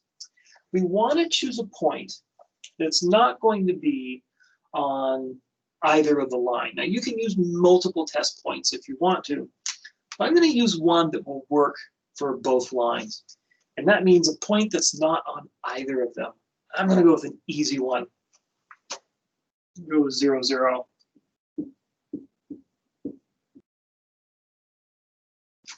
So how does this work? So there's my x coordinate, there's my y coordinate. So I'm going to take 0, 0, plug it into these inequalities. And if the inequality still holds, then that means that side of the line that contains 0, 0, the entire side will be a solution. So if I take 0, 0 and plug it into this inequality that we use to draw the blue line, if 0, 0 satisfies that inequality, the entire side with 0, 0 on it, that's going to be the solution for the dotted line. But if 0, 0 fails, then the entire side fails, and we can say that the opposite side must be the solution. So let's see if 0, 0 works. So let's go with this one. So x is 0, y is 0.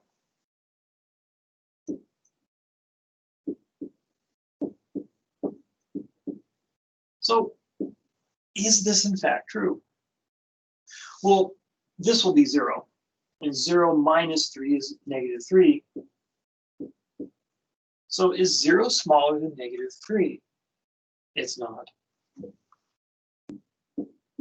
That's false. So what we mean is this.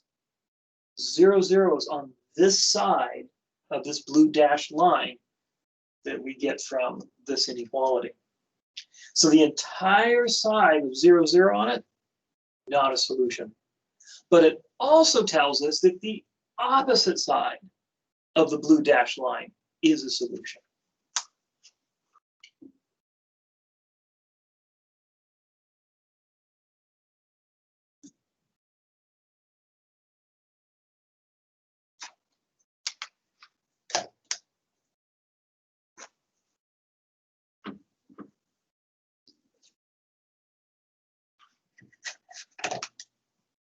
Now we try this one. Again, that's x and that's y. So is 0 less than 2/5, I'm sorry, switch it around, greater than or equal to 2/5 times 0 minus 2? Well, again, this will go to 0. So 0 subtract 2 is negative 2, and this is true. So that means relative to this red line, the side that contains 0, 0, that side is the solution.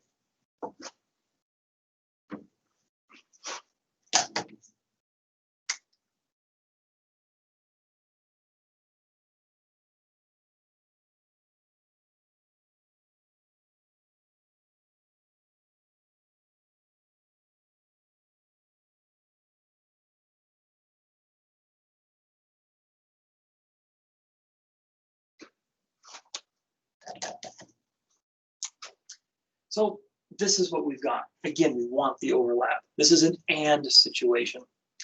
So we want points in common. No points were selected here. Only red here, only blue here.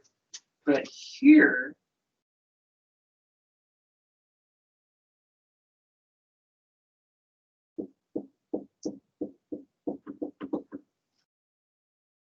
this is the solution where they overlap.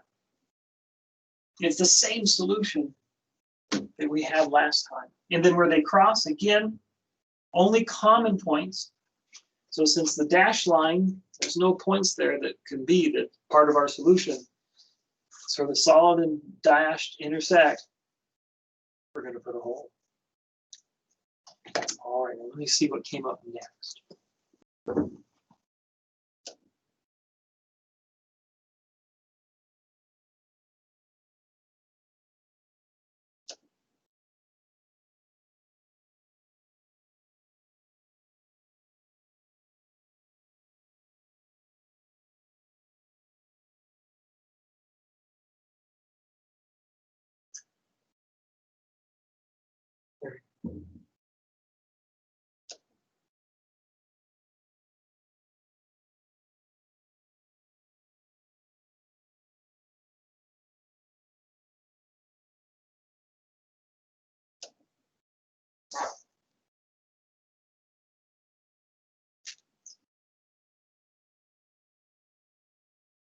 So a last thing to mention with these,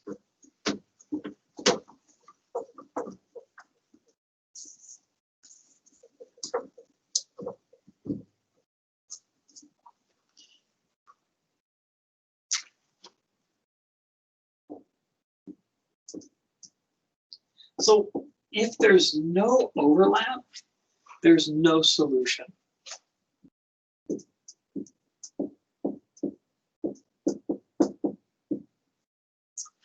So again, this typically happens with parallel lines. So let me show you.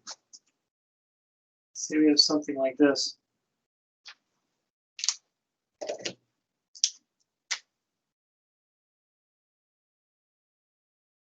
Again, parallel lines, they never cross.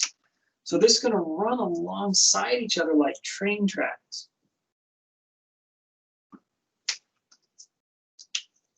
So if we get a situation where the solution for the red line is this,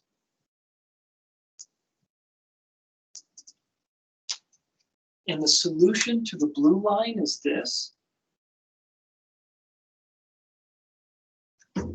well, then there's no overlap. And because there's no overlap, there's no solution. So you could get something like this. Now, just because you have parallel lines does not mean you automatically have no solution in this case. Let me show you.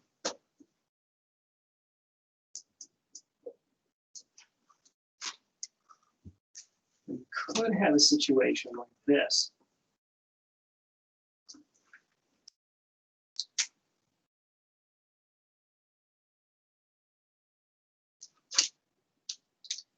So we could have this kind of solution for the blue.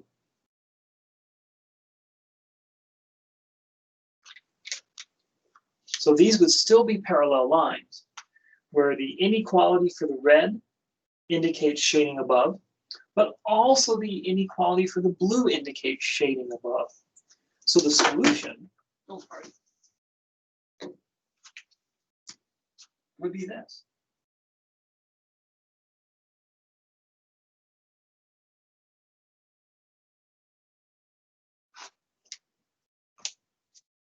So that could happen as well.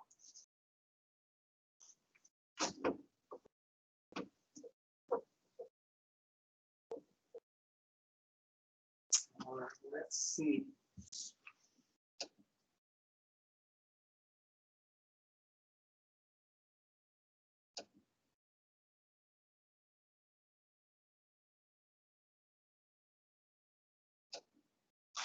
So the last thing we're going to mention is a story problem. We skipped it last time initially, just because I don't know how long it was going to take, and I want to try to squeeze the review in a class period.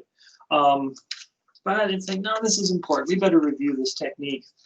So let's go back to 3.2, and let's do one of these problems.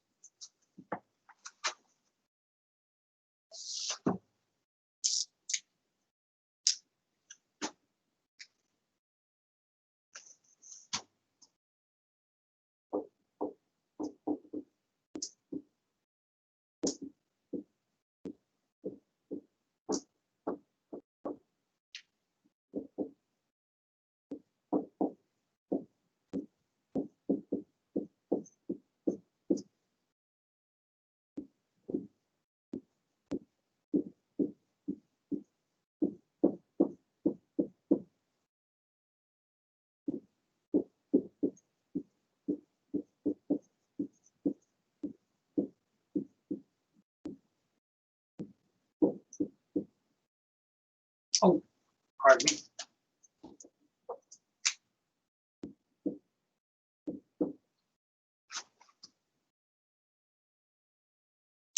So you invested $30,000 in two stocks.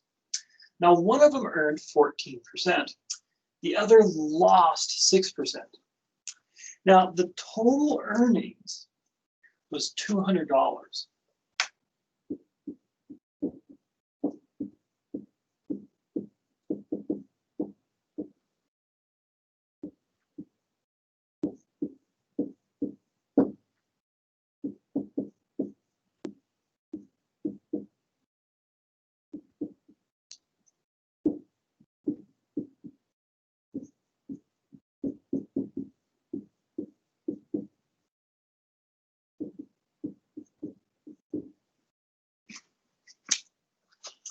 So you invested $30,000 in two stocks. One earned 14% and the other lost 6%. The total earnings, get some grammar in here, were $200. How much did you invest in each stock? So the thing here is we want to break it down into knowns and unknowns. So what do we know? And what do we not know?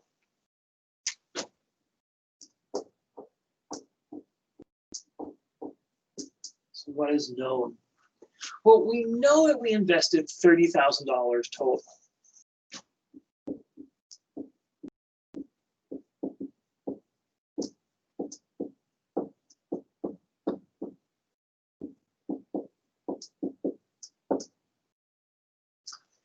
Now we also know what our total earnings are.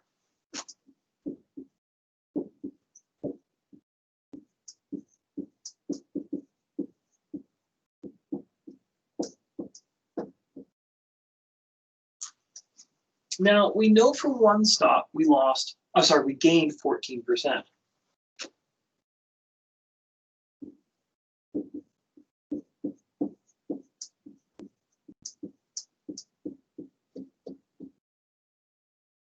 But the other stock lost 6%.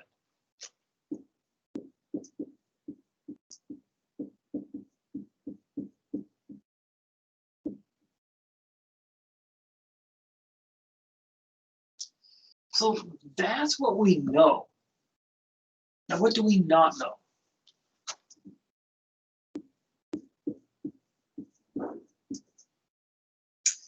Well,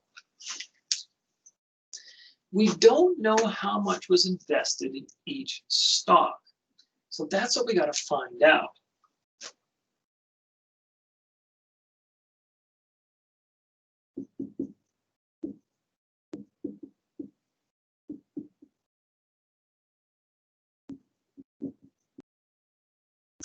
Now, another thing you could say we don't know is we also don't know the exact earnings from each stock. We know how much was earned in total, but we don't know how much was earned in each. Now, I would argue we technically do. There's a formula we're going to look at here that says if we know how much money is invested in each stock, we automatically know how much we got for earnings because we know what the percentage of earnings or losses were. But I'll put that as unknown, how much we earned from each stock.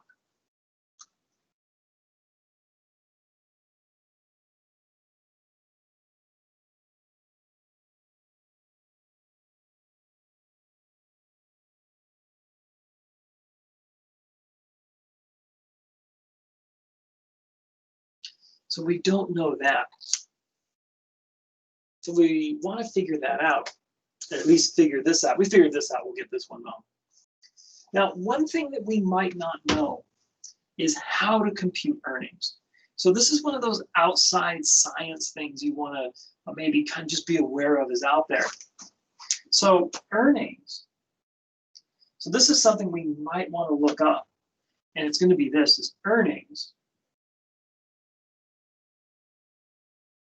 equals rate as a decimal times amount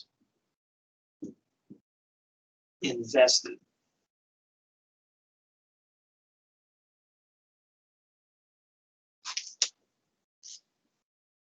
All right. So we know we've invested 30,000 total. We have total earnings of 200. One stock earns 14%. That means you take it's 14% of whatever you invested. One stock lost 6% of what we invested. And things that we don't know, things they didn't tell us in the problem. How much was invested in each stock? What were the earnings for each stock? And then something we might not have known, but we had to recall it, how to calculate earnings. It's rate, and the rate is a decimal. So I have to convert these to decimals and then multiply by the amount invested. So step 2, let's hand out some variables.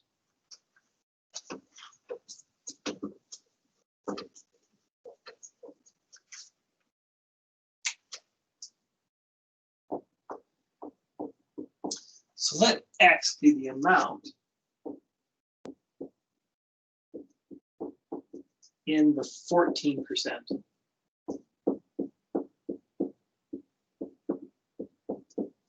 How much we invested in the 14% stock. Let Y be the amount in the 6% stock. And this is 6% that we've lost. So we've got this figured out. We give the unknowns a variable. Now this is where the amount of earnings sort of just falls into our hands. So remember, it's rate times amount invested. Now the rate has to be as a decimal. So 14%, 0.14. 6%, 0.06. So the amount of earnings from the X amount of dollars that we invested in the 14%,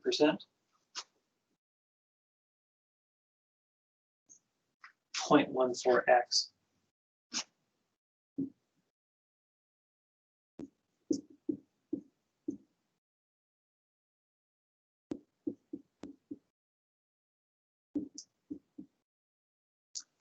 And then for the earnings for the Y account, 0.06y, and this is going to be lost from the 6% stock. So that means this is going to be a negative. We're going to lose this. All right. So now we have an expression for earnings. We have variables for the amounts. Let's put together equations. And for this type of problem, we're going to get 2 equations. Remember, this is the systems of equations section 3.2. So instead of getting 1 equation, we're going to get 2.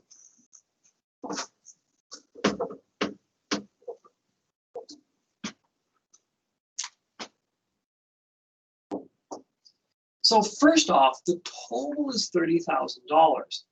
So that means the amount we invested, X, and the amount we invested, Y, if we add those together, that should be the total amount we've invested, or 30,000. So we're going to get this.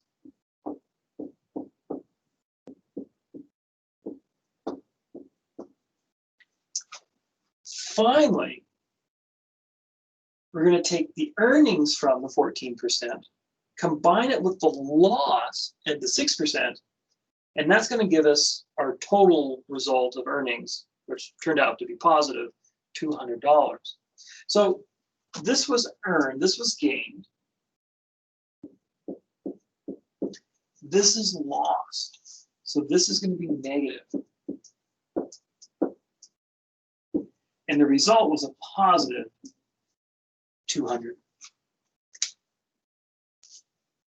So now we're going to solve this system of equations.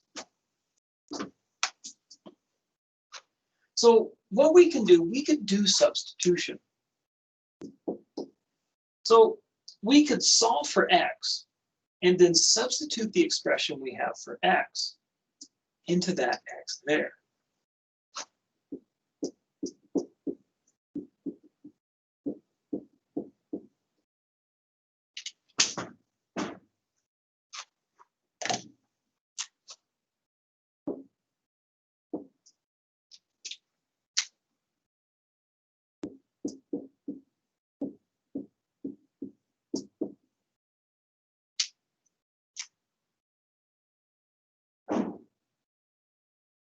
So that's our expression for x. We'll put this into that.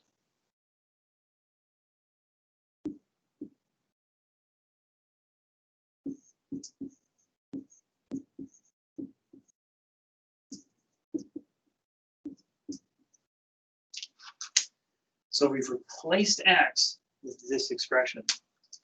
Distribute the 0.14 or the 1400ths. Let's see. I've got a calculator around here. Just saw the count. Oh, there.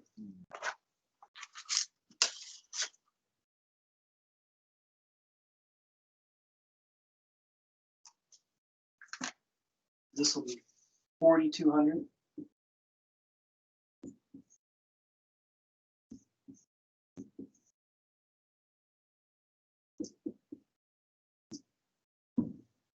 Combine like terms.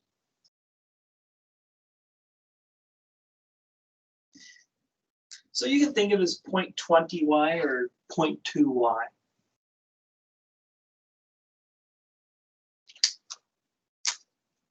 Subtract 4,200.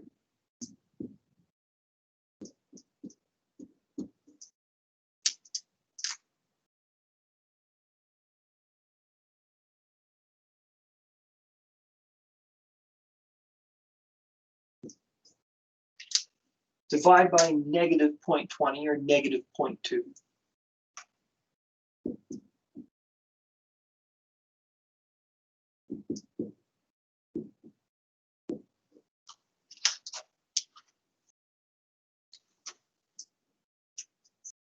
On to that one.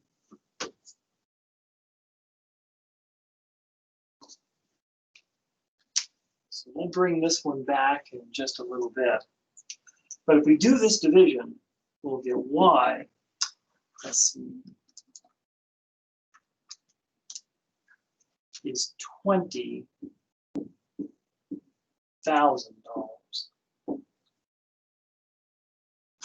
So y is going to be 20,000. So the only thing left to do is to find x. Don't forget, you do have to still find x. So x plus 20,000 equals 30,000.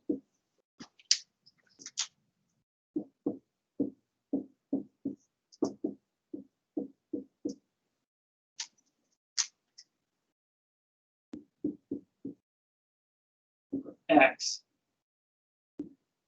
be $10,000.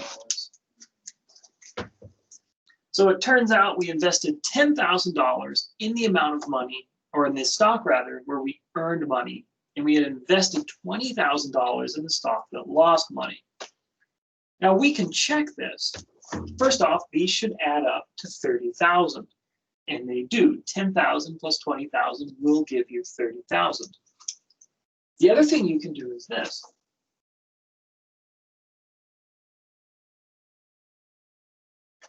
Well, what were the earnings on the $10,000 investment? Well, again, earnings is the rate times the amount invested.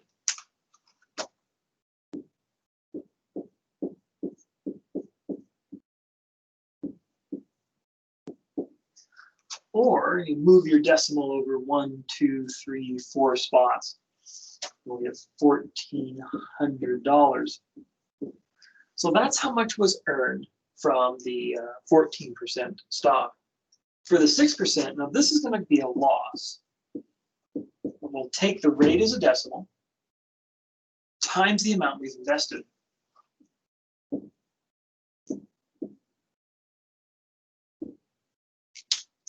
And that's going to be $1,200. So if we take what we've earned and combine it with what we lost, so loss means subtraction.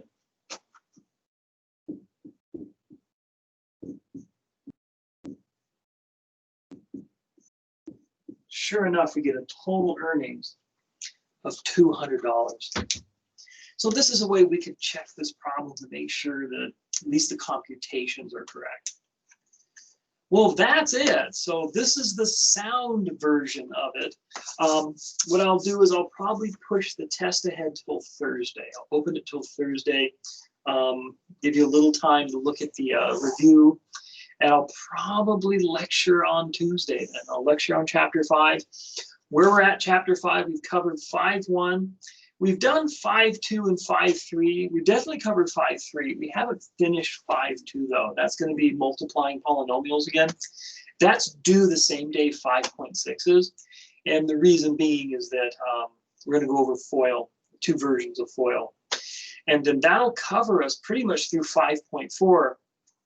5.5 will be a special section on, it's really another kind of multiplication and factoring, just some special versions that there's little formulas to do.